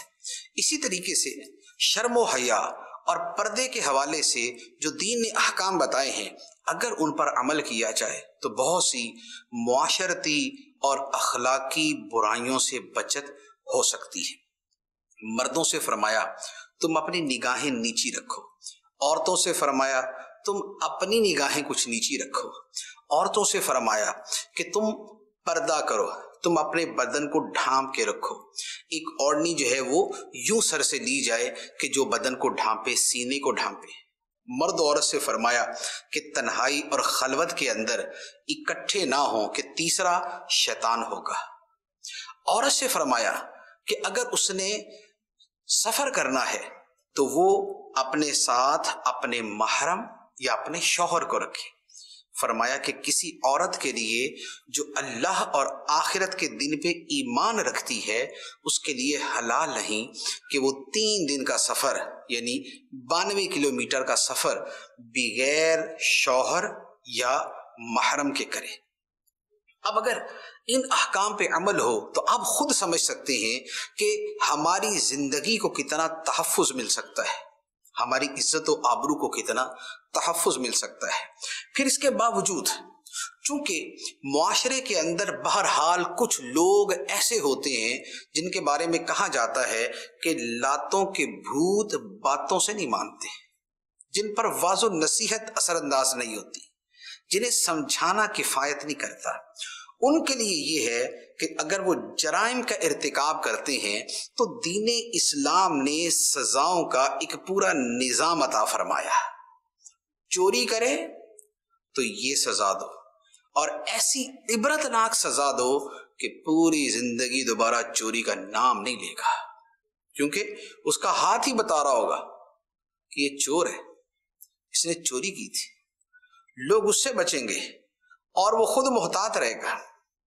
اگر کوئی فساد فی الارض کا مرتکب ہوتا ہے، اگر کوئی کسی بڑے جرم کا مرتکب ہوتا ہے تو شریعت نے جرم کے اعتبار سے اس کی سزا مقرر کی. کہیں قصاص کا حکم ہے، خواہ وہ جان کے بدلے جان ہو یا عضو کے بدلے عضو ہو، یا وہ حرابہ اور فساد فی الارض کی صورت ہو، یا وہ بدکاری اور چوری کی صورت ہو، یا وہ بہتان اور الزام تراشی کی صورت ہو، یا وہ شراب نوشی ہو. شریعت نے ان کی وہ سزائیں مقرر کی ہیں کہ اگر ان پر عمل درآمد ہو جائے تو آپ یقین کیجئے یہ بگڑے تگڑے سارے سدھر جائیں. یہ اس لیے نہیں سدھرتے کہ جب جرم کے باوجود ان کو پتا ہے کہ چھوٹ ہی جانا ہے، جب جرم کے باوجود پتا ہے کہ اب تو ہمیں بٹھا کے کھانا ہی کھلانا ہے، اب تو ہماری موج مستی ہوگی، اب تو ہم نے انجوائمنٹ ہی کرنا ہے، تو کون جرم سے رکتا ہے؟ تو آپ یقین کیجئے جو فلاح ہے وہ دین میں ہے، وہ اسلام میں ہے، وہ خدا کے احکام میں ہے، وہ اللہ کے فرمان میں ہے، وہ رسول اللہ صلی اللہ علیہ وآلہ وسلم کی تعلیمات میں ہے.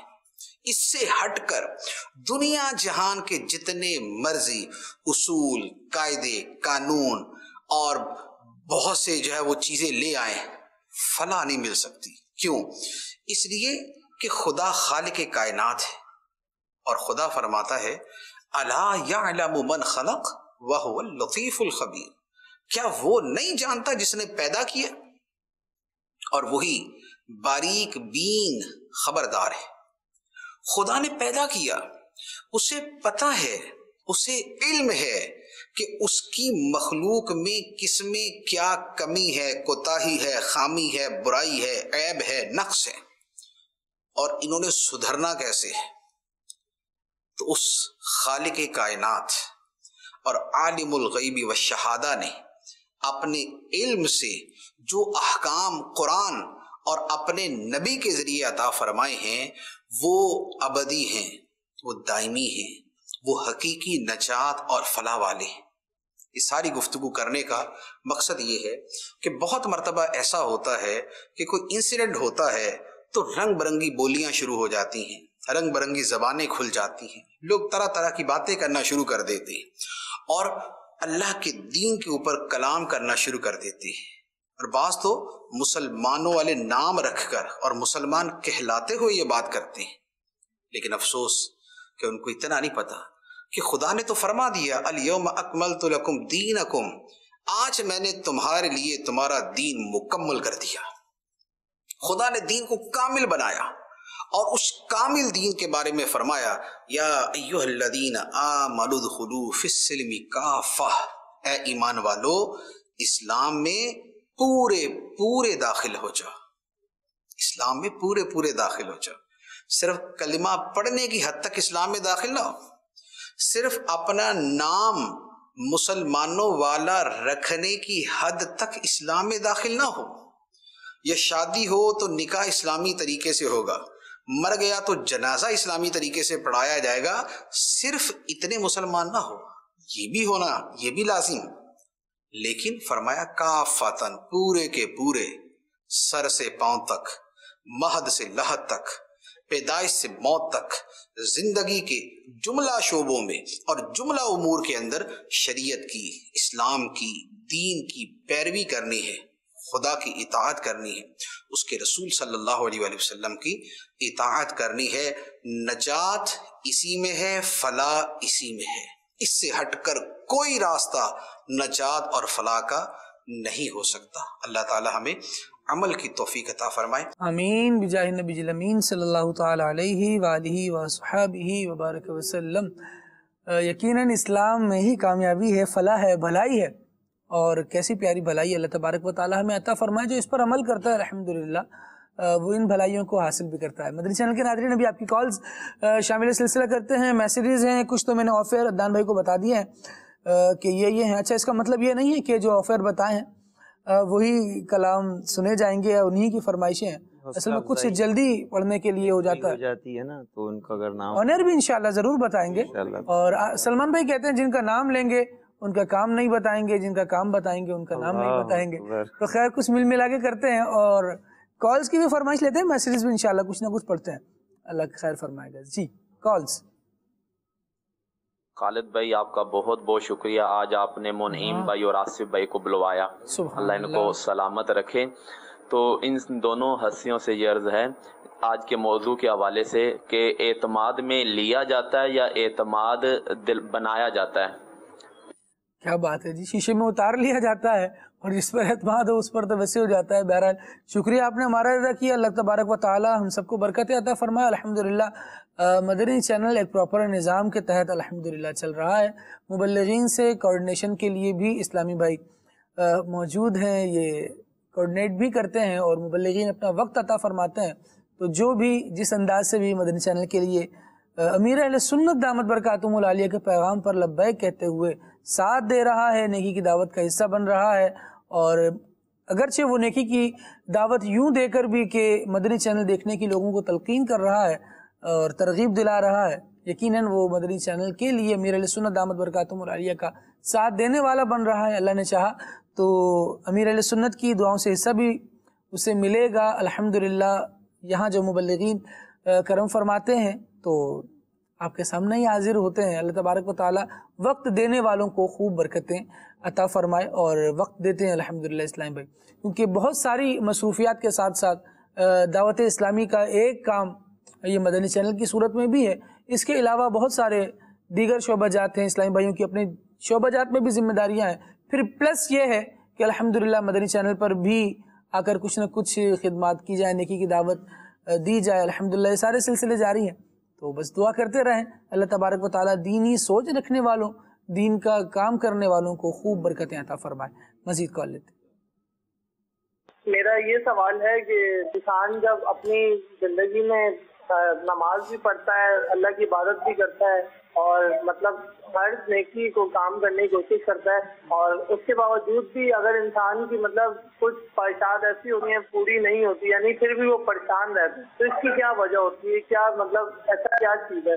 اور دوسرا سوال یہ ہے کہ امیر اہل سنت ان کی بات پہ اگر وہ کوئی چیز فرما دیتے ہیں تو لوگوں کو بہت تسلی ملتی ہے, سکون ملتا ہے. تو یہ صرف میں اپنے لیے بھی کر رہا ہوں اور دوسروں کے لیے بھی کر رہا ہوں کہ اگر کوئی انسان مثال کے طور پر کسی کی شادی ہو جاتی ہے کسی لڑکی کی, تو وہ اپنے گھر پہ کو بہت سے نقصانات پیش کیے جا رہے ہیں, بہت نقصان ہو رہا ہوتا ہے, اس کے گھر پہ تکلیفیں دی جا رہی ہوتی ہیں, تو اس کو اس میں کیا کرنا چاہیے؟ اللہ اکبر, بہت اچھے سوال ہیں آپ کے اور بڑے سوال ہیں. یقیناً بڑوں کی باتیں سکون کا ذریعہ تو بنتی ہیں. ہم کوشش کرتے ہیں کہ آپ کی دونوں باتوں پر کچھ نہ کچھ مدنی پھول پیش کیے جائیں. پہلی بات یہ ہے کہ بندہ عبادت کرتا ہے, اس کے باوجود بھی پریشان رہتا ہے. آصف بھائی کیا کہیں گے اس بارے میں؟ اس پر عرض کرنے سے پہلے جو پہلی کال آئی تھی اس میں یہ تھا کہ اعتماد میں لیا جاتا ہے, اس کا کیا مطلب کیا جاتا ہے؟ تو اعتماد میں لینے کا مطلب یہ ہوتا ہے کہ اگر کوئی آپ نے گھر میں فیصلہ کرنا ہے تو اب آپ اپنی زوجہ کو اعتماد میں لے لیں, ٹھیک ہے, اور ان یعنی کہ ان کو پہلے سے پتہ کو کا فیصلہ کرنے والے ہیں. اسی طرح سے اپنے استاد کو اعتماد میں لے کے کوئی نیا کام شروع کرنا چاہتا ہے, پڑھانا چاہتا ہے, اپنے استاد کو اعتماد میں لے لیا. اسی طرح سے اپنے جو ہے کوئی نیا کام فیکٹری میں کرنا چاہتا ہے, کوئی پروڈکٹ لانا چاہتا ہے, کوئی مینیجر یا کوئی نیچے کا شخص, تو وہ اپنے سیٹ کو اعتماد میں لے لیتا ہے. تو یہ اعتماد میں لینے کا مقصد ہوتا ہے, مطلب ہوتا ہے. اچھا, وہ جو آپ نے دوسری بات کی ہے کہ عمل کرنے کے باوجود پریشان رہتے ہیں, کہ نیک اعمال کر رہے ہیں, نمازیں پڑھ رہے ہیں, پھر بھی پریشانی ہے. دیکھیں خالد بھائی, اس کی کئی صورتیں اور اسباب وجوہات ہو سکتی ہیں.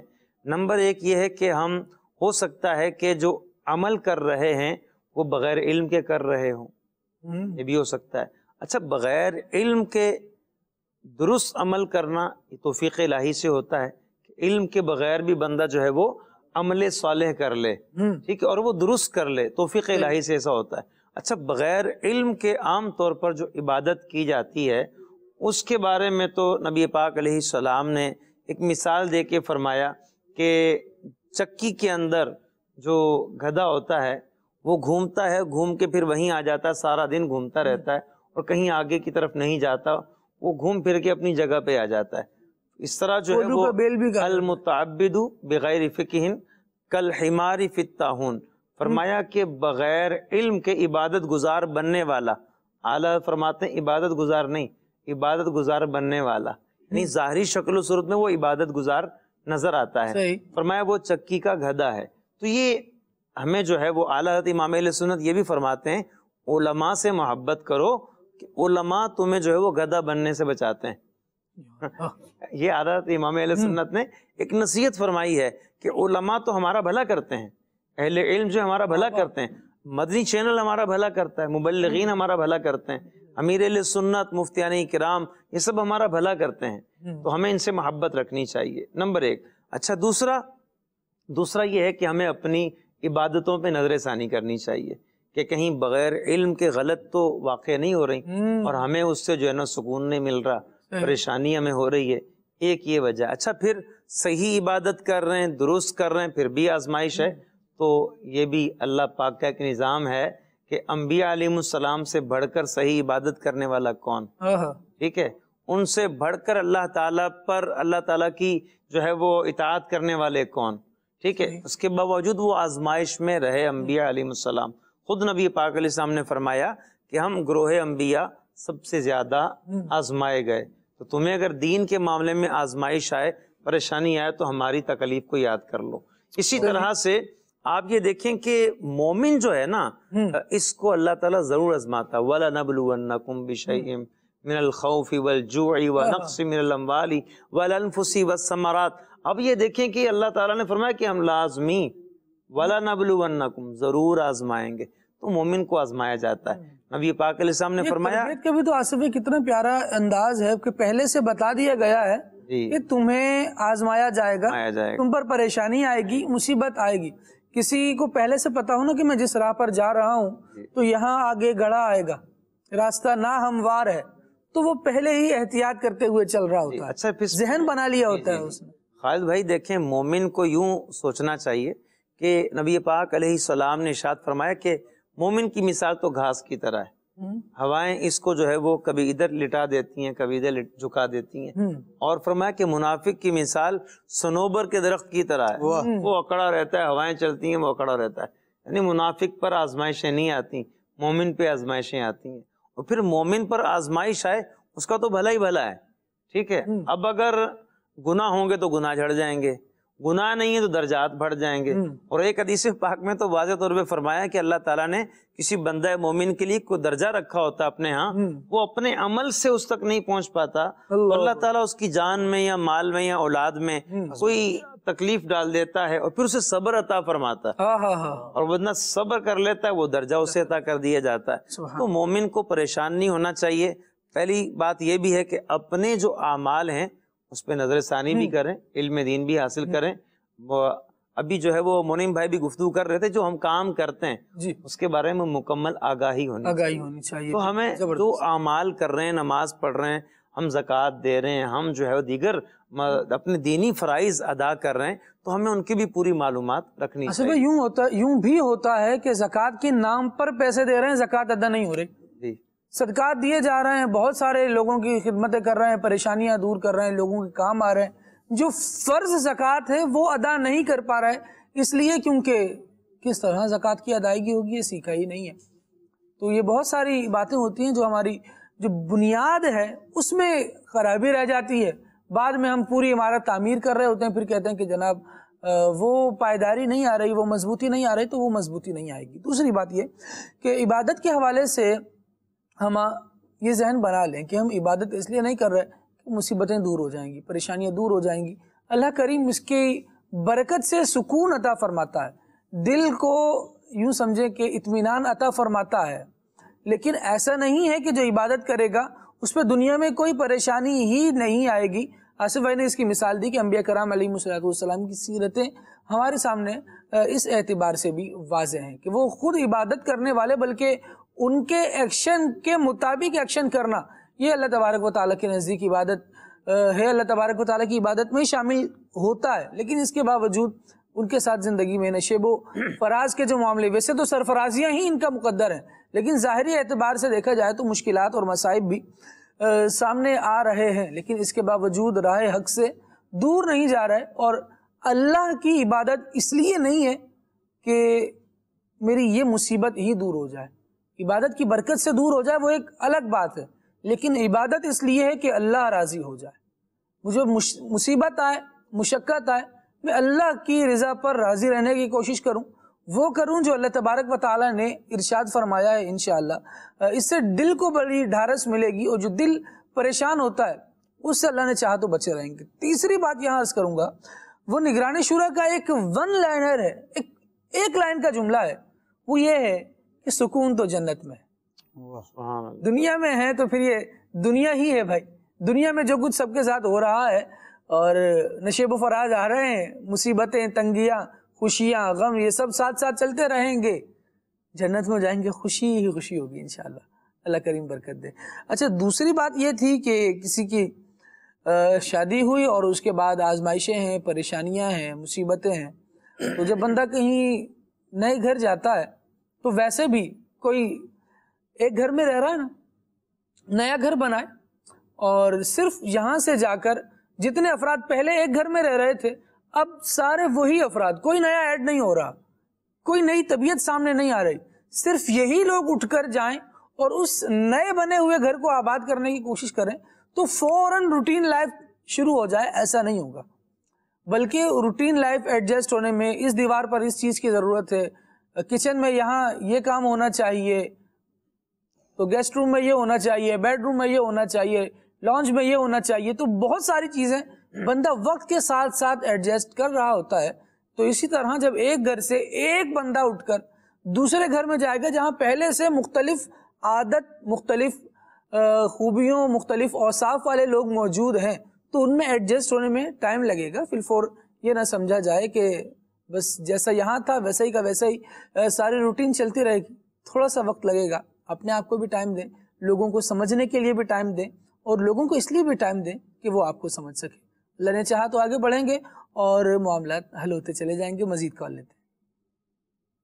مشتاق احمد بات کر رہا ہوں نواں جتوئی سے. میرا یہ سوال عرض ہے کہ کسی کا آغاز اچھا نہ ہو تو وہ محنت کر کے آگے بڑھ سکتا ہے یا نہیں، یا پھر اللہ تبارک و تعالیٰ کی رضا میں راضی رہ کر گھر بیٹھ جائے. اور میرا آپ کی خدمت میں عرض ہے کہ مجھے یہ کلام سنا دیں. سرور کہوں کہ مالک و مولا کہوں کہ جزاکم اللہ خیرا.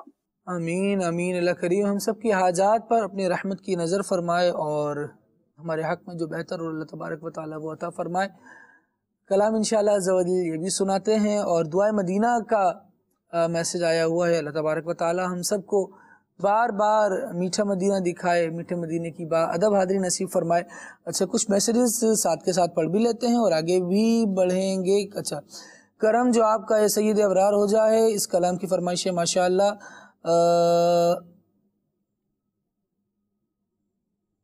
آپ کا سلسلہ بہت اچھا ہے. ٹھیک ہے. اچھا بنت افضال کا میسیج ہے، مدینے کی یاد میں کوئی کلام سنا دیں. سبحان اللہ، اللہ برکت دے. مبین اکرم بھائی ہیں فرام سیدہ شریف، کلام سنا دیں. بڑی امید ہے سرکار قدموں میں بلائیں گے. کچھ کالز لیجئے پھر انشاءاللہ مزید میسیج لیتے. اچھا سر، یہ بھی میں مدنی چینل دیکھ رہا ہوں، یہ کھلے عام صلی اللہ کہتے یہ جو نعت ہے سر، شیخ اطاری صاحب ابھی پڑھ رہے تھے، یہ بک کون سی بک میں لکھی ہے مل جائے گی؟ سبحان اللہ بھائی، کون سی بک میں لکھی ہے؟ کس کا کلام ہے؟ کلام کو ملا کر میں نے جو ہے پڑھا ہے. کچھ اشعار اعلیٰ حضرت کے ہیں، کچھ خانوادہ اعلیٰ حضرت کے ہیں، کچھ امیر اہل سنت کے ہیں. ایک مصرع جو مانگ بار بار ہے یہ کلام سے منتخب کیا گیا ہے. یوں کیا بات ہے ماشاءاللہ. عدنان بھائی ہمارے ملٹی ٹیلنٹڈ اسلامی بھائی ہیں، بہت ساری چیزوں کو ملا کر ایک بھی کر دیتے ہیں، اور بہت ساری ایک چیزوں کو جدا جدا ہر ایک کے مزے کے ساتھ، لطف کے ساتھ اشعار کو یعنی کئی طرزوں میں بھی پڑھ لیتے ہیں. اللہ کریم آپ کو برکت عطا فرمائے. مزید کر لیتے ہیں. میں محمد بلال آزاد تاری فیصلہ آباد سے بول رہا ہوں. میرا خالد بھائی سے عرض ہے کہ مجھے یہ نعت سنا دیں. سب سے اولا ہو اعلیٰ ہمارا نبی، سب سے بالا ہو اعلیٰ ہمارا نبی. سبحان اللہ سبحان اللہ. سلمان بھائی کا جملہ آپ کی طرف پڑھاؤں گا. ماشاءاللہ یہ تو آپ نے سنا دیا. اللہ کریم آپ کو خوب برکت عطا فرمائے. سب سے بالا والا ہمارا نبی، خلق سے اولیاء، اولیاء سے رسول، اور رسولوں سے اعلیٰ ہمارا نبی. تو یوں میں سنا سکتا تھا، میں نے سنا دیا. کوشش کی آپ کی بات پر عمل کرنے. باقی انشاءاللہ عدنان بھائی ہمارے ساتھ ہیں، ان سے کلام سنیں گے. اچھا جی، ہم سب آپ کو بہت شوق سے سنتے. جزاک اللہ. اللہ کریم برکت عطا فرمائے. مدنی چینل دیکھتے رہیں گے جی تو اس کی برکتیں ضرور نصیب ہوں گی. یہ کلام سننا چاہتے ہیں، اللہ پاک خوش رکھے. بھائی کون سا کلام؟ یہ نہیں آیا بھائی. بہت ساری دعائیں آپ کی طرف سے آ گئی، دعاؤں کا بہت شکریہ. نام، مقام، کلام، تینوں چیزیں لا موجود. اچھا جی، یہ کلام سنا دیں. کعبہ دکھا دیں مولا. سبحان اللہ سبحان اللہ. گھوٹکی سے میسج ہے، حج کا شرف ہو پھر عطا. سبحان اللہ. سر گودھا سے میسج ہے، رہتے ہیں میرے دل میں ارمان مدینے کے. سبحان اللہ. اللہ برکت عطا فرمائے. مزید جی کال لیتے ہیں اور اس کے بعد انشاءاللہ دان بھائی کی طرف بڑھیں گے. سلسلہ کھلی آنکھ صلی اللہ کہتے مرحبا. نعت خواہ اسلام بھائی سے عرض ہے کلام سنا دیجئے. سچی بات سکھاتے یہ ہیں، سیدھی راہ چلاتے یہ ہیں. کیا بات ہے. مزید ان بھائی آپ سے گزارش ہے کہ یہ کلام سنا دیں. بلا لو پھر مجھے اے شاہ بار و بر مدینے میں. سبحان اللہ سبحان اللہ سبحان اللہ. ایک کال اور دے دیجئے. نام احمد ہے، مجھے یہ نعت سنا دو. میری الفت مدینے سے یوں ہی نہیں، میرے آقا کا روزہ مدینے میں ہے. سبحان اللہ سبحان اللہ. اللہ برکت عطا فرمائے اور مدینے کی محبت، الفت، چاہت ہمارے دل میں اور بڑھائے۔ عدنان شیخ بھائی کی طرف بڑھتے ہیں، دیکھتے ہیں ہمیں کیا سنا رہے ہیں۔ جی عدنان بھائی۔ صلی اللہ تعالی علی محمد صلی اللہ علیہ وسلم۔ صلاۃ و سلام علیک یا سیدی یا رسول اللہ۔ بڑی امید ہے سرکار قدموں میں بلائیں گے، کرم کی جب نظر ہوگی مدینے ہم بھی جائیں گے، کرم کی جب نظر ہوگی مدینے ہم بھی جائیں گے، کسی صورت یہاں پر اب ہمارا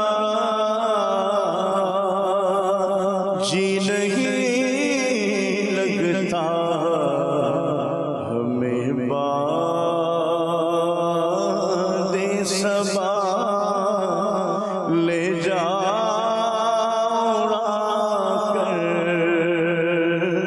ان کے کوچے میں، ہمیں باد صبا لے جا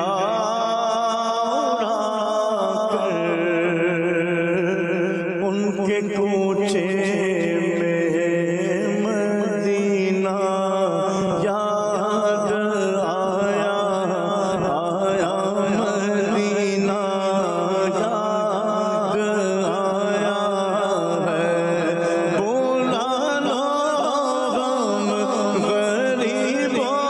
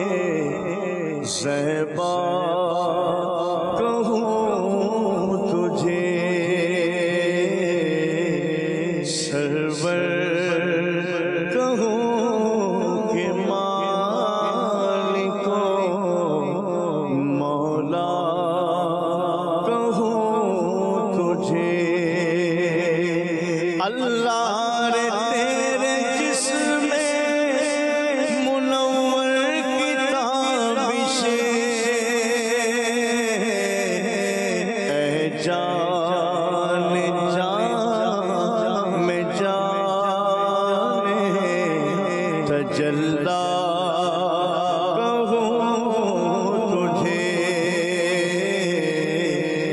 باغ خلیل کا گل صہبا کہوں تجھے، لیکن رضا نے خط میں سخن اس پہ کر دیا،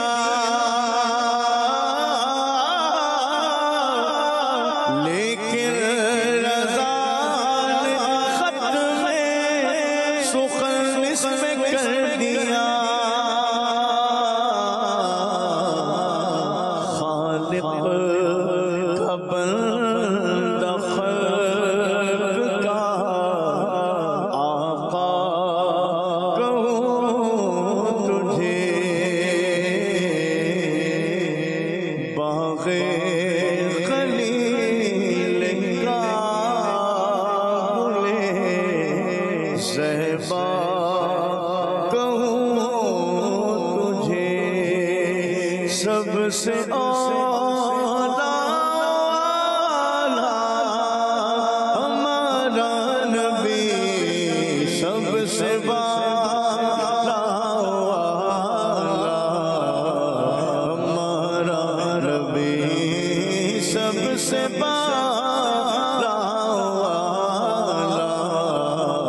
ہمارا نبی، کون دیتا ہے دینے کو منہ چاہیے، کون دیتا ہے دینے کو منہ چاہیے، دینے والا ہے سچا ہمارا نبی، دینے والا ہے سچا ہمارا نبی، غم زدوں کو رضا مجددی کے ہے، غم زدوں کو رضا مجددی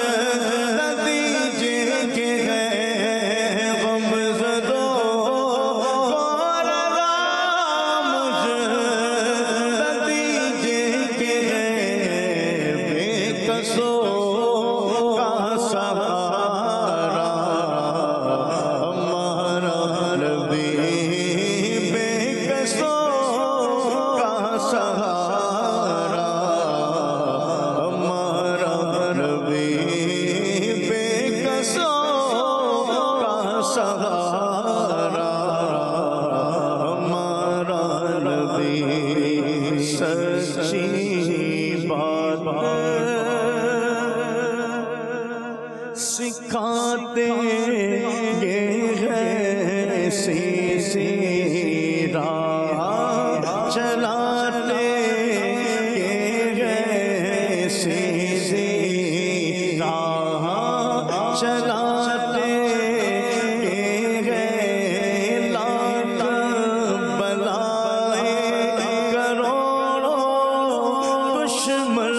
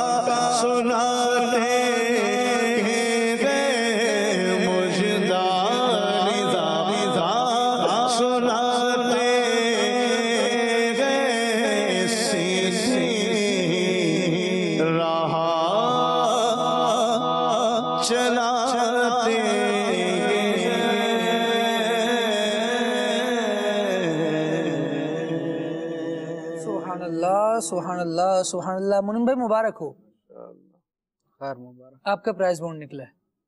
اگر آپ کو اچانک کوئی یہ بات کہے تو آپ کا کیا ریپلائی ہوگا فی الفور, جبکہ آپ نے کہیں کوئی اپلائی نہیں کیا اور وہ آپ کو بتا رہے ہیں کہ آپ نے ہمارے ادارے میں اس موقع پر یہ اپلائی کیا تھا. آپ کا انشاءاللہ ریپلائی جانیں گے, پہلے ایک اینیمیٹڈ اسٹوری شامل کرتے ہیں. کنیز فاطمہ اچھی بچی, کنیز فاطمہ اچھی بچی ہے, سچی ہے, سب کے کام یہ. رامین رامین رامین کیوں نہ پیسٹری کھائی جائے؟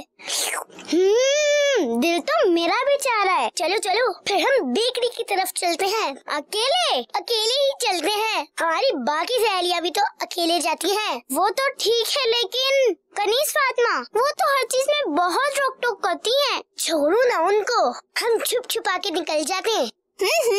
فاطمہ اچھی بچی, چلو چلو. فاطمہ اچھی بچی ہے, سچی ہے, سب کے کام یہ آتی ہے. واہ بھائی, اچھی باتیں سکھاتی ہے. چھوٹی منہ سے بات بڑی یہ اکثر کر جاتی ہے. کتنی اچھی بچی ہے, بہت اچھی. رائکا, اوفو آپی. جی آپی ادھر آئے, کہاں جا رہی ہیں؟ وہ ہم پیسٹری لینے جا رہے تھے. آپی آپ کے لیے بھی لائیں گے. اچھا تو آپ مجھے لالچ دے رہی ہیں, اور آپ کو تو پتا ہے نا لالچ بری بلا ہے. امیر المؤمنین حضرت عمر بن خطاب رضی اللہ تعالی عنہ ارشاد فرمایا کرتے تھے, جو لالچ اور غصے سے بچ گیا وہ کامیاب ہو گیا.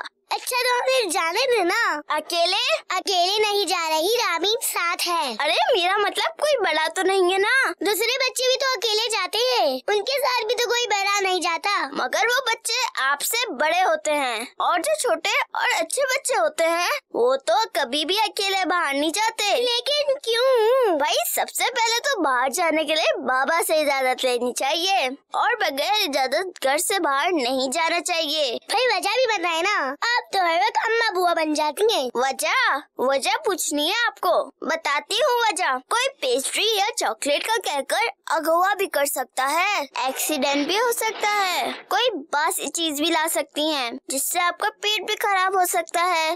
اور ہاں, کتا بھی پیچھے لگ سکتا ہے, جیسے ببلو بھائی کے پیچھے لگا تھا. اگر آپ نے اب تک نہیں دیکھا تو کڈس مدنی چینل کو یوٹیوب پر دیکھ سکتے ہیں. اور ہاں, عورتیں اور بچے گھر میں ہی اچھی لگتی ہیں. اللہ تعالیٰ سورہ احزاب کی آیت نمبر 33 میں فرماتا ہے, وَقَرْنَ فِي بُيُوتِكُنَّ, اور اپنے گھروں میں ٹھہری رہو. جزاک اللہ, آئندہ ہم دونوں اس کا خیال رکھیں گے. لیکن پیسٹری کیسے کھائی جائے؟ وہ ہم بابا سے منگوا لیتے ہیں. ہاں یہ ٹھیک ہے. کنیز فاطمہ اچھی بچی, کنیز فاطمہ. سبحان اللہ سبحان اللہ. پیغام ہے جی بچوں کے لیے, اور صلاح عام ہے یاران نکتہ داں کے لیے. اس کو سمجھیے اور عمل کیجیے. میرے پاس ایک میسج آیا کل, اور اس میں لکھا ہوا تھا ماہ رمضان آفر میں آپ نے اس نمبر سے, میرا نمبر دیا ہوا تھا اور کوڈ دیا ہوا تھا کہ اس کوڈ پر SMS کیا تھا, آپ کو 1 بائک اور 5 لاکھ کا چیک مبارک ہو, اور اس واٹس ایپ نمبر پر رابطہ فرمائے. میسج آ رہا ہے اور رابطہ واٹس ایپ نمبر پر کیا جا رہا ہے. جس نمبر سے میسج آ رہا ہے اس پر رابطہ نہیں کرنا, اور جس پر رابطہ کرنا ہے اس پر کال نہیں ہو سکتی. عجیب بات ہے. خیر منیم بھائی, ایسی مبارکباد آپ کو ملی تو کیا کہیں گے؟ دیکھیں وہی بات ہے کہ پہلے بندہ جس جگہ رہتا ہے نا, جس شعبے میں, جس سوسائٹی سے اس کا تعلق ہے, وہاں پر اپنے ارد گرد جن لوگوں سے اس کا تعلق ہے ان کے بارے میں بندے کو جانچ پڑتال ہونی چاہیے. اور اسی طرح یہ جو میسیج وغیرہ ہوتے ہیں, جی فلاں کمپنی سے میسیج آ رہا ہے, کبھی فلاں کمپنی سے کہ آپ کا اتنا سونا نکلا ہے, آپ کا اتنا تحفہ نکلا ہے, یہ تو اتنا ہی یعنی جھوٹا میسیج بن چکا ہے. جس کے پاس بھی آتا ہے, اب حقیقت بھی ہو تو لوگ اگنور کر دیتے ہیں. یعنی وہ شعر آیا والی بات ہو گئی ہے. جب حقیقت میں شعر آیا تو لوگوں نے مانا ہی نہیں. تو یہ بھی ایسا ہی معاملہ ہو چکا ہے. لوگوں کا یعنی اعتماد اٹھ جاتا ہے ان باتوں سے, یعنی ایک ایسا جھوٹا میسیج ہے. بالکل جی. بہت اس میں دیکھیں کچھ چیزیں ٹیکنیکل چیزیں ہوتی ہیں, ان کو سمجھنے کی ضرورت ہوتی ہے. کہ بھئی آپ نے جیسے جو نا تھوڑی ایکسپلین کیا نا اس میسیج کو, کہ بھئی واٹس ایپ پہ رابطہ کریں, ان چیزوں کو سمجھنا چاہیے کہ بھئی یہ نو سر باز ہوتے ہیں. اگر جینا ہے زمانے میں تو کچھ پہچان پیدا. جی ہاں, اگر جینے کی خواہش ہے تو کچھ پہچان پیدا کر. پہچان تو پیدا کرنی ہی پڑے گی. اگر نہیں پہچانیں گے تو پھر لٹتے لٹاتے رہیں گے, اور یہ مسلمان کا شیوا نہیں ہے. کیا کہیں گے منیم بھائی؟ جی بالکل، جہاں پر بندہ رہ رہا ہے وہاں پر لوگوں کی عادات سے واقف ہونا یہ انتہائی ضروری ہے، اور آج کل کے دور میں تو واقعی بہت زیادہ ضروری ہو چکا ہے، وگرنہ جو ہے وہ سیدھے سادے بندے کو تو ہر بندہ لوٹ کے چلا جاتا ہے، اور لازمی طور پر بندے کو جہاں پر رہنا ہے وہاں کے جو ہے وہ خد و خال کے حوالے سے اور وہاں کے لوگوں کے رہن سہن کے حوالے سے معلومات ہونا انتہائی ضروری ہے، اور بالخصوص جہاں پر بندہ کاروبار کی فیلڈ میں اگر چلے جائیں، کیونکہ وہاں پر نقصان کے زیادہ جو ہے وہ معاملات ہوتے ہیں، اور وہاں پر جس کے ساتھ آپ پارٹنرشپ کر رہے ہیں اس پر بھی آپ کا اعتماد کیسا ہے یہ بھی ہمیں پتہ ہونا چاہیے، اور وہ بندہ کیسا ہے۔ بسا اوقات ایسا ہوتا ہے کہ بندہ خود تو مخلص ہوتا ہے لیکن جس کے ساتھ مل کر کام کر رہا ہے وہ اس کے ساتھ مخلص نہیں ہوتا، اور جب وہ مخلص نہیں ہوتا تو پھر کام کے اندر اس طرح کا نقصان ہوتا ہے کہ وہ ساری زندگی بھی جو ہے نا وہ ٹھیک طریقے سے دوبارہ کاروبار کی فیلڈ میں سیدھا نہیں ہو پاتا، جیسا کہ وہ ہے نا حدیث پاک میں حدیث قدسی ہے غالباً کہ اللہ تبارک و تعالیٰ فرماتا ہے کہ میں دو شریکوں کے ساتھ تیسرا ہوتا ہوں، میں دو شریکوں کے ساتھ تیسرا ہوتا ہوں، لیکن جب ان میں سے کوئی ایک بندہ خیانت کرتا ہے تو پھر میں اس میں سے نکل جاتا ہوں۔ یعنی مفتی احمد یار خان نعیمی رحمہ اللہ نے اس کی شرح میں لکھا کہ جب دو بندے آپس میں جو ہے وہ کاروبار کرتے ہیں، شرکت کرتے ہیں، پارٹنرشپ کرتے ہیں تو میری رحمت ان میں شامل ہو جاتی ہے۔ اس کا مطلب یہ ہے کہ میں ان کے ساتھ تیسرا ہوتا ہوں، یعنی میری رحمت ان کے ساتھ داخل ہو جاتی ہے۔ جب ان میں سے ایک بددیانتی کرتا ہے، خیانت کرتا ہے، جھوٹ دھوکہ فریب ان چیزوں پر اتر آتا ہے، پھر میری رحمت اس سے نکل جاتی ہے، پھر اس میں بے برکتی داخل ہو جاتی ہے، پھر ان کا کاروبار ہی ٹھپ ہو جاتا ہے۔ تو اس لیے کاروبار کرنے سے پہلے یا جس کے ساتھ آپ شرکت داری کر رہے ہیں اس کے بارے میں بھی مکمل معلومات ہونی چاہیے، بندہ پر اعتماد ہے یا نہیں ہے، اور اس حوالے سے وہ میرے ساتھ مخلص ہے یا نہیں ہے، اور اس کے علاوہ جو دیگر نجی معاملات ہیں اس میں سے قابل اعتماد ہے یا نہیں ہے، تو یہ انتہائی ضروری ہے۔ جب تک وہ بندہ قابل اعتماد نہیں ہوگا تب تک جو ہے نا وہ آپ نقصان سے نہیں بچ سکتے۔ اچھا، قابل اعتماد سے مجھے ایک بات یاد آئی خالد بھائی، اب دیکھیں ہم دینی اعتبار سے بھی دنیاوی اعتبار سے بھی کن لوگوں پر بھروسہ کرتے ہیں۔ آپ یہ دیکھیں کہ ہم تقلید کرتے ہیں، کسی امام کی پیروی کرتے ہیں، ٹھیک ہے، کس لیے کرتے ہیں؟ یار یہ اپنی فیلڈ میں ایکسپرٹ ہیں، دین کو انہوں نے جیسا پڑھا ہم نہیں پڑھ سکتے، تو اب ان کے پیچھے چلو دین میں۔ صحیح ہے۔ اچھا، اسی طرح سے آپ دیکھو کہ ہم روحانیت کے طریقت کے معاملے میں اپنی باطن کی اصلاح کے لیے ہم کسی کے مرید ہو جاتے ہیں، تو ہم کسی کو اپنا پیر کامل بناتے ہیں، کیوں؟ ہمیں ان پر اعتماد ہے کہ یہ ہمارے باطن کی صفائی کریں گے۔ آپ یہ تو ہو گئی دینی مثالیں۔ دنیاوی مثالوں میں آپ ٹکٹ لیتے ہیں، بس میں بیٹھ جاتے ہیں، ڈرائیور پہ اعتماد ہے، آپ ٹرین میں بیٹھتے ہیں، آپ کو اس کے ڈرائیور پر اعتماد ہے، کیوں؟ وہ ایک تجربے کار شخص ہے اور وہ اپنی فیلڈ کو جانتا ہے، وہ گاڑی چلانا جانتا ہے، اور ہم اس لیے جو ہے خاموشی کے ساتھ اس گاڑی کے اندر سفر کرتے ہیں کیونکہ اعتماد ہے اس پر ہمیں۔ اعتماد کی وجہ کیا بنی کہ وہ جو شخص اپنی فیلڈ کا ماہر ہے۔ ہم ڈاکٹر کے پاس گئے، ڈاکٹر نے ہمیں کچھ لکھ کے دیا، دوائی لکھ کے دی، ہم کبھی نہیں کہتے ڈاکٹر صاحب یہ جو ٹیبلٹ آپ نے لکھ کے دی ہے یہ کون سی جڑی بوٹی سے بنی ہے، کون سا ارک استعمال ہوا ہے، کون سی اس کے اندر چیزیں استعمال ہوئی ہیں، اور اس کی جو ہے وہ اس کا جو عناصر ہیں وہ کیا ہیں، ہمیں بتائیں، آگاہ کریں۔ تو ہم کبھی بھی نہیں اس سے سوالات کرتے، کیوں؟ ہمیں اس کی ڈاکٹری پر اعتماد ہے۔ اچھا، دین کے معاملے میں بھی ہمیں اپنے علماء پر اعتماد ہوتا ہے، اور اگر کسی کو نہیں ہے تو اس کو کرنا چاہیے۔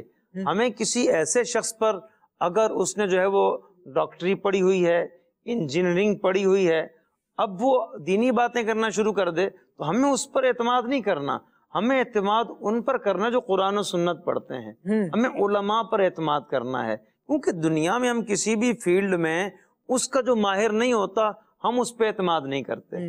ہمیں جو ہے وہ اگر کوئی پل وغیرہ بنوانا ہے تو ہم کسی انجینئر ہی پر اعتماد کرتے ہیں، اپنے گھر کا کام کروانا ہے سیوریج کا، پلمبر پر اعتماد کرتے ہیں، ہمیں جو ہے وائرنگ کروانی ہے، الیکٹریشین پر اعتماد کرتے ہیں۔ تو دنیا میں جو جس فیلڈ کا ماہر ہوتا ہے اس پر اعتماد کیا جاتا ہے۔ تو کاروبار میں بھی کسی نئے شخص کے ساتھ جس کو تجربہ ہی نہیں ہے کام کرنے کا، جس کو مارکیٹ کا ہی نہیں پتا، جس کو انداز کاروبار ہی نہیں پتا، جس کو لوگوں سے ملنے جلنے کا طریقہ نہیں ہے، ہم اس کے ساتھ کیسے کاروبار کر لیں؟ تو ہمیں اس میں بھی دیکھنا چاہیے کہ یار یہ اس فیلڈ کا ماہر ہے یا نہیں، اس کا کاروبار میں کتنا تجربہ ہے۔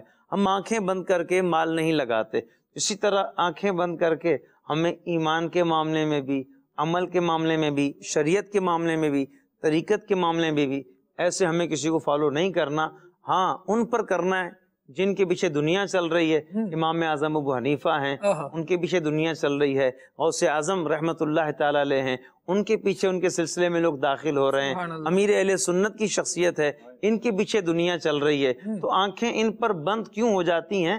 کیونکہ یہ اپنے معاملے میں سچے اور کھرے، تو اس لیے ہمیں ایسے لوگوں کے ساتھ کاروبار کرنا چاہیے جو معاملات میں کھرے ہوں، سچے ہوں، ستھرے ہوں اور تجربے کار لوگ ہوں۔ سبحان اللہ، با کردار لوگ جہاں بھی ہوں، جس جگہ پر بھی ہوں، وہ با کردار ہوتے ہیں۔ کہا جاتا ہے کہ خیر مثال اس کو اسکپ کرتا ہوں، لیکن با کردار افراد جو ہے نا وہ با کرداری ہوتے ہیں۔ خاندان جو ہے وہ ان کے اثرات لوگ نسلوں میں منتقل ہو رہے ہوتے ہیں۔ یہ با وفا ہیں، یہ با شعور ہیں، ان کا خاندان ایسا ہے۔ کسی بچے کے کوئی کام کرتے ہوئے دیکھیں گے تو کہیں گے نہیں جی یہ اس کا کام یوں نہیں یوں ہوگا، کوئی اس کے پیش نظر حکمت ہوگی۔ یہ کیوں انسانی سوچ دوسرے سے ممتاز کر رہی ہوتی ہے ایک چیز کو؟ اس وجہ سے کہ اس کے پیچھے جو ایک لاجک ہوتی ہے، ریزن ہوتی ہے، اس کی بہت ساری زندگی کا ایک نچوڑ ہوتی ہے۔ کوئی کسی کے بارے میں ہم جانتے ہیں، اویئرنیس رکھتے ہیں، تو احساس ہوتا ہے کہ نہیں یار جب اس کے بڑوں نے ایسا نہیں کیا تو یہ کیوں ایسا کرے گا۔ تو الحمدللہ ہم صحابہ کرام علیہم رضوان سے محبت کرنے والے، صحابہ کرام دین سیکھنے والے، رسول اللہ صلی اللہ تعالیٰ علیہ وآلہ وسلم سے پھر آگے چلیے تو صحابہ کرام علیہم رضوان نے رسول اللہ سے دین سیکھ کر لوگوں کو سکھایا، تو ان کے بعد تابعین ہیں، تبع تابعین ہیں، اور پھر اسی طرح سے الحمدللہ عز و جل دین کا جو سلسلہ یوں چلتا چلا آ رہا ہے۔ اور سلسلہ ہوتا یہ ہے کہ کڑی سے کڑی ملی رہتی ہے، جو پیچھے سے کہیں کڑیاں نہیں مل رہی ہوں، ایک نئی چیز شروع ہوئی ہو، اسے اختراع تو کہا جا سکتا ہے لیکن اسے سلسلہ نہیں کہا جا سکتا۔ جب وہ سلسلہ نہیں ہے، کڑی سے کڑی ملی ہوئی نہیں ہے، کوئی نو وارد ہے، نو مولود ہے، نئی باتیں کر رہا ہے، تو دیکھیے کچھ چیزیں نا پرانی ہی چلیں گی، نئی نہیں چل سکتی۔ ظہر کی رکعتیں جو فرض رکعتیں ہیں شروع سے 4 پڑھتے آ رہے ہیں، 4 ہی پڑھیں گے، یہ نہیں ہوگا کہ اتنے دنوں سے یار یہ کر رہے ہیں۔ بعض اوقات ایسا بھی ہو سکتا ہے آپ کو بھی تجربہ ہو، جیسے اب آگے قربانی کا ایونٹ آ رہا ہے تو اب لوگوں کا ایک یہ ہوتا ہے یار وہی بیان ہوگا جو پہلے ہوا تھا، وہی بات ہوگی جو پہلے ہو چکی ہے۔ قربانی کے بارے میں ہم جانتے ہیں کچھ نیا ہونا چاہیے، تو وہ قربانی حضرت ابراہیم علیہ السلام کی یاد میں ہے، اسماعیل علیہ السلام کو پیش کیا گیا، یہ واقعہ بھائی یوں ہی بیان ہوگا۔ بھائی ایک ہو سکتا ہے کچھ رکعات، کچھ تحریریں الگ ہو، لیکن کچھ مسلمہ جو چیزیں ہوتی ہیں، سورج تو روز ہی نکلے گا نا، چاند نے بھی روز نکلنا ہے، تارے بھی روز چمکیں گے، یہ زمین بھی وہیں رہے گی۔ اب بابا زمین کو ہٹا دو، یہاں چاند لے آؤ، ہم اس پہ چلیں گے جی، ہمیں جو ہے نا اب لائٹ کے لیے کچھ اور چیز چاہیے، تو کچھ چیزیں پرانی ہیں، ان کو پرانا ہی رہنا ہے۔ اور دوسری ایک بات یہ ہے کہ یہ جو بیان ہوتا ہے نا قربانی کا یا معراج کا، یہ سیم ہی ہو رہا ہوتا ہے۔ اس کی وجہ کیا ہے؟ دیکھیں آپ بڑے ہو گئے، آپ نے سن لیا واقعہ معراج کا، لیکن جو آپ کی نسل آ رہی ہے، وہ مسجد میں جو لوگ آ رہے ہیں، جو نئے بچے آ رہے ہیں، ان کو بھی تو قربانی کے بارے میں کچھ بتانا ہے نا۔ ایک چیز تو یہ بھی ہے۔ اچھا، اعتماد کی ہم بات کر رہے تھے کہ ہم ایسے کیسے بن سکتے ہیں کہ ہم پر اعتماد کیا جائے، تو ایسا نہ بنے کہ جو خاندان میں 98% جھگڑے کروانے کے بعد بھی کہتے ہیں کہ اتفاق سے رہیں۔ میری تو یہی خواہش ہے، ایسے لوگوں سے بچیں، جھگڑے کرا کے، کاروبار لوگوں کے تباہ کر کے، اور لوگوں کے جو ہے نا وہ فیملیاں خراب کر کے، جو ایسے لوگ ہوتے ہیں جو آپ کے گھر کو تباہ کریں، آپ کے محلے کو تباہ کریں، آپ کے علاقے کو تباہ کریں، آپ کے صوبے کو، ملک کو، اور جس چیز کو بھی، ایسے لوگوں سے جو نا ہمیں خود کو بچانا ہے، وہ چاہے کسی فیلڈ میں بھی ہوں۔ اور اب ہم کسی جاری ڈاکٹر کے پاس نہیں جاتے، ہم کسی عام جو ہے نا وہ جو اپنے فیلڈ کے اندر ماہر نہیں ہے اس کو اپنی گاڑی پیش نہیں کرتے۔ اب آپ دیکھیں، آپ نے ایک اور پھر بات کی تھی مکینک کی نا، کہ لاکھوں روپے کی گاڑی لے کر بندہ گیا ہے اور وہ مکینک کے سامنے بے بس کھڑا ہے، اور اس کو بے بس ہونا چاہیے۔ اگر وہ کہے کہ میں بھی مکینک بن جاؤں، پھر ایک میان میں 2 تلواریں نہیں ہوتی۔ اب یہ اپنی جو مکینکی کرے گا نا، جو خود گاڑی والا، ہو سکتا ہے خراب کر دے، اور وہ جو سامنے ہے جو کم پیسوں میں لے کے ایک جو نا وہ ظاہری طور پر ہلکا آدمی ہے، اور ایک عام آدمی، غریب آدمی، مزدور ہے، لیکن وہ اس سے اس فیلڈ کو زیادہ جانتا ہے، تو اب وہ مکینک جو ہے اس پر ہمیں اعتماد ہوتا ہے۔ بڑے بڑے لوگ بڑی بڑی گاڑیاں لے کر، یہ چند پیسے کی کام کرنے والے اس مکینک سے پوچھ رہے ہوتے ہیں یار یہ یہ فالٹ تو آ گیا، بتاؤ چلے گی کتنی دور تک، کیونکہ ان کو پتا ہوتا ہے کہ یہ اس فیلڈ کا ماہر ہے، اسے پتا ہے کہ جو پرزہ اس نے لگایا ہے یہ کتنی دور تک جائے گا اور کتنی دیر میں ساتھ چھوڑ جائے گا۔ تو مدنی چینل کے ناظرین تھوڑی سی سمجھداری پیدا کرنے کی ضرورت ہے، ہوش خرد اس کو جوان بحال رکھنے کی ضرورت ہے۔ یہ یاد رکھیں کہ لوگ آپ کو بتا رہے ہوتے ہیں کہ بھئی آپ ہمارا پاسورڈ جو ہے وہ آپ کے نمبر پر آ رہا ہے، ذرا وہ پاسورڈ بتائیے گا، تو یاد رکھیے کہ آپ کا پاسورڈ آپ کے نمبر پر آئے گا، اس کا پاسورڈ نہیں آ سکتا۔ ہو سکتا ہے کسی نے آپ کا اکاؤنٹ تک پہنچنے کی کوشش کی ہو، اب پاسورڈ مانگا گیا ہو، وہ آپ کے نمبر پر آئے گا تو وہ آپ کے اکاؤنٹ کا ہوگا۔ اگر آپ اپنا پاسورڈ اپنا پن کوڈ کسی اور کو بتا رہے ہیں تو آپ اپنی پرائیویٹ معلومات تک کسی اور کو ایکسس دے رہے ہیں۔ O T P one time password یہ ایک چیز ہوتی ہے جو ایک ہی بار کے لیے قابل استعمال ہوتا ہے، وہ آپ بتا دیں گے ایک مرتبہ، آپ نے سن کر کسی اور کو بتا دیا تو اس نے اسے یوز کر لیا، اس کے بعد آپ کی جس چیز کا، چاہے وہ بینک اکاؤنٹ کا پاسورڈ تھا، چاہے وہ آپ کے سوشل اکاؤنٹ کا پاسورڈ تھا، یا اور کوئی اس طرح کی ضروری چیز کا تھا، آپ کا موبائل کا پاسورڈ تھا، وہ پھر چلا جائے گا، پھر آپ کے پاس نہیں آئے گا۔ تو یہ ساری چیزیں سیکھنے کی ہیں، سمجھنے کی ہیں، ہوشیاری پیدا کیجئے، سمجھ پیدا کیجئے، پر اعتماد رہیے۔ بعض لوگ یہ اس سلسلے کی ہو سکتا ہے آخری بات ہو کیونکہ وقت اختتام پذیر ہے، ایک چیز ہے پر اعتماد ہونا اور ایک ہے بے باک ہونا۔ پر اعتمادی بہت اچھی ہے، بے باکی اچھی نہیں ہے۔ وہ پر اعتماد نہیں کہلائے گا جو ہر شخص کو منہ پر اور برے لفظوں میں جواب دے رہا ہے، دل چھلنی کرنے والا جواب دے رہا ہے، حوصلے توڑنے والا، دل توڑنے والا جواب دے رہا ہے، وہ پر اعتمادی نہیں ہے، وہ شاید بے باکی ہے۔ پر اعتمادی یہ ہے کہ آپ اپنا کام، اپنا طریقہ اور اپنے طرز پر اللہ اور اس کے رسول کے احکامات کے مطابق چلتے چلے جائیں۔ بھئی اپنے چھوٹوں پر جو نا شفقت ہونی چاہیے، ان کا اعتماد بڑوں کی شفقت سے بحال ہوتا ہے۔ سبحان آپ حوصلہ نہ توڑیں کسی کا، بہت اعلیٰ آپ جو نا ہاتھ رکھیں۔ امیر اہل سنت کا جو انداز ہے وہ اپنے اپنانے کی ضرورت ہے۔ سبحان اللہ، سبحان اللہ۔ پیٹھ تھپکتے رہیں جب بچے کو معلوم ہونا جی کہ میں قدم بڑھا رہا ہوں لیکن باپ آگے بیٹھا ہے، یہ تھام لے گا، سنبھال لے گا، گرنے نہیں دے گا، تو ایک کے بعد دوسرا، دوسرے کے بعد تیسرا بڑھائے گا، جلدی چلنا شروع ہو جائے گا۔ لیکن اگر اسے یہ آپ احساس دلا دیں کہ نہیں بس گر گیا، اب گر گیا تو اٹھ نہیں سکتا، تو پھر چاہے اس کے سامنے ہجوم ہی کیوں نہ لگاؤ، وہ گرنے کے بعد اعتماد بھی کھو دے گا، حوصلہ بھی ہار جائے گا، ہمت بھی توڑ دے گا، اب اٹھ نہیں پائے گا۔ تو ہمیں چاہیے کہ پیٹھ تھپکیں، ہاتھ بڑھائیں، سہارا دیں، اعتماد کریں، اعتماد بنیں۔ اللہ تبارک و تعالی ہم سب کو توفیق خیر عطا فرمائے۔ سلسلے کا اختتام کرتے ہیں اور رب کی بارگاہ میں دعا کرتے ہیں مالک کریم سلسلہ پیش کرنے میں اگر کوئی ہم سے غلطی کوتاہی ہو گئی ہو اور کوئی بات لغزش کے طور پر رہ گئی ہو، اللہ تبارک و تعالی ہم سب کو معاف فرمائے، ہمارے گناہوں کو، خطاؤں کو معاف فرمائے۔ سبحانک اللہم و بحمدک اشہد ان لا الہ الا انت استغفرک و اتوب الیک۔ کھلے آنکھ سن لے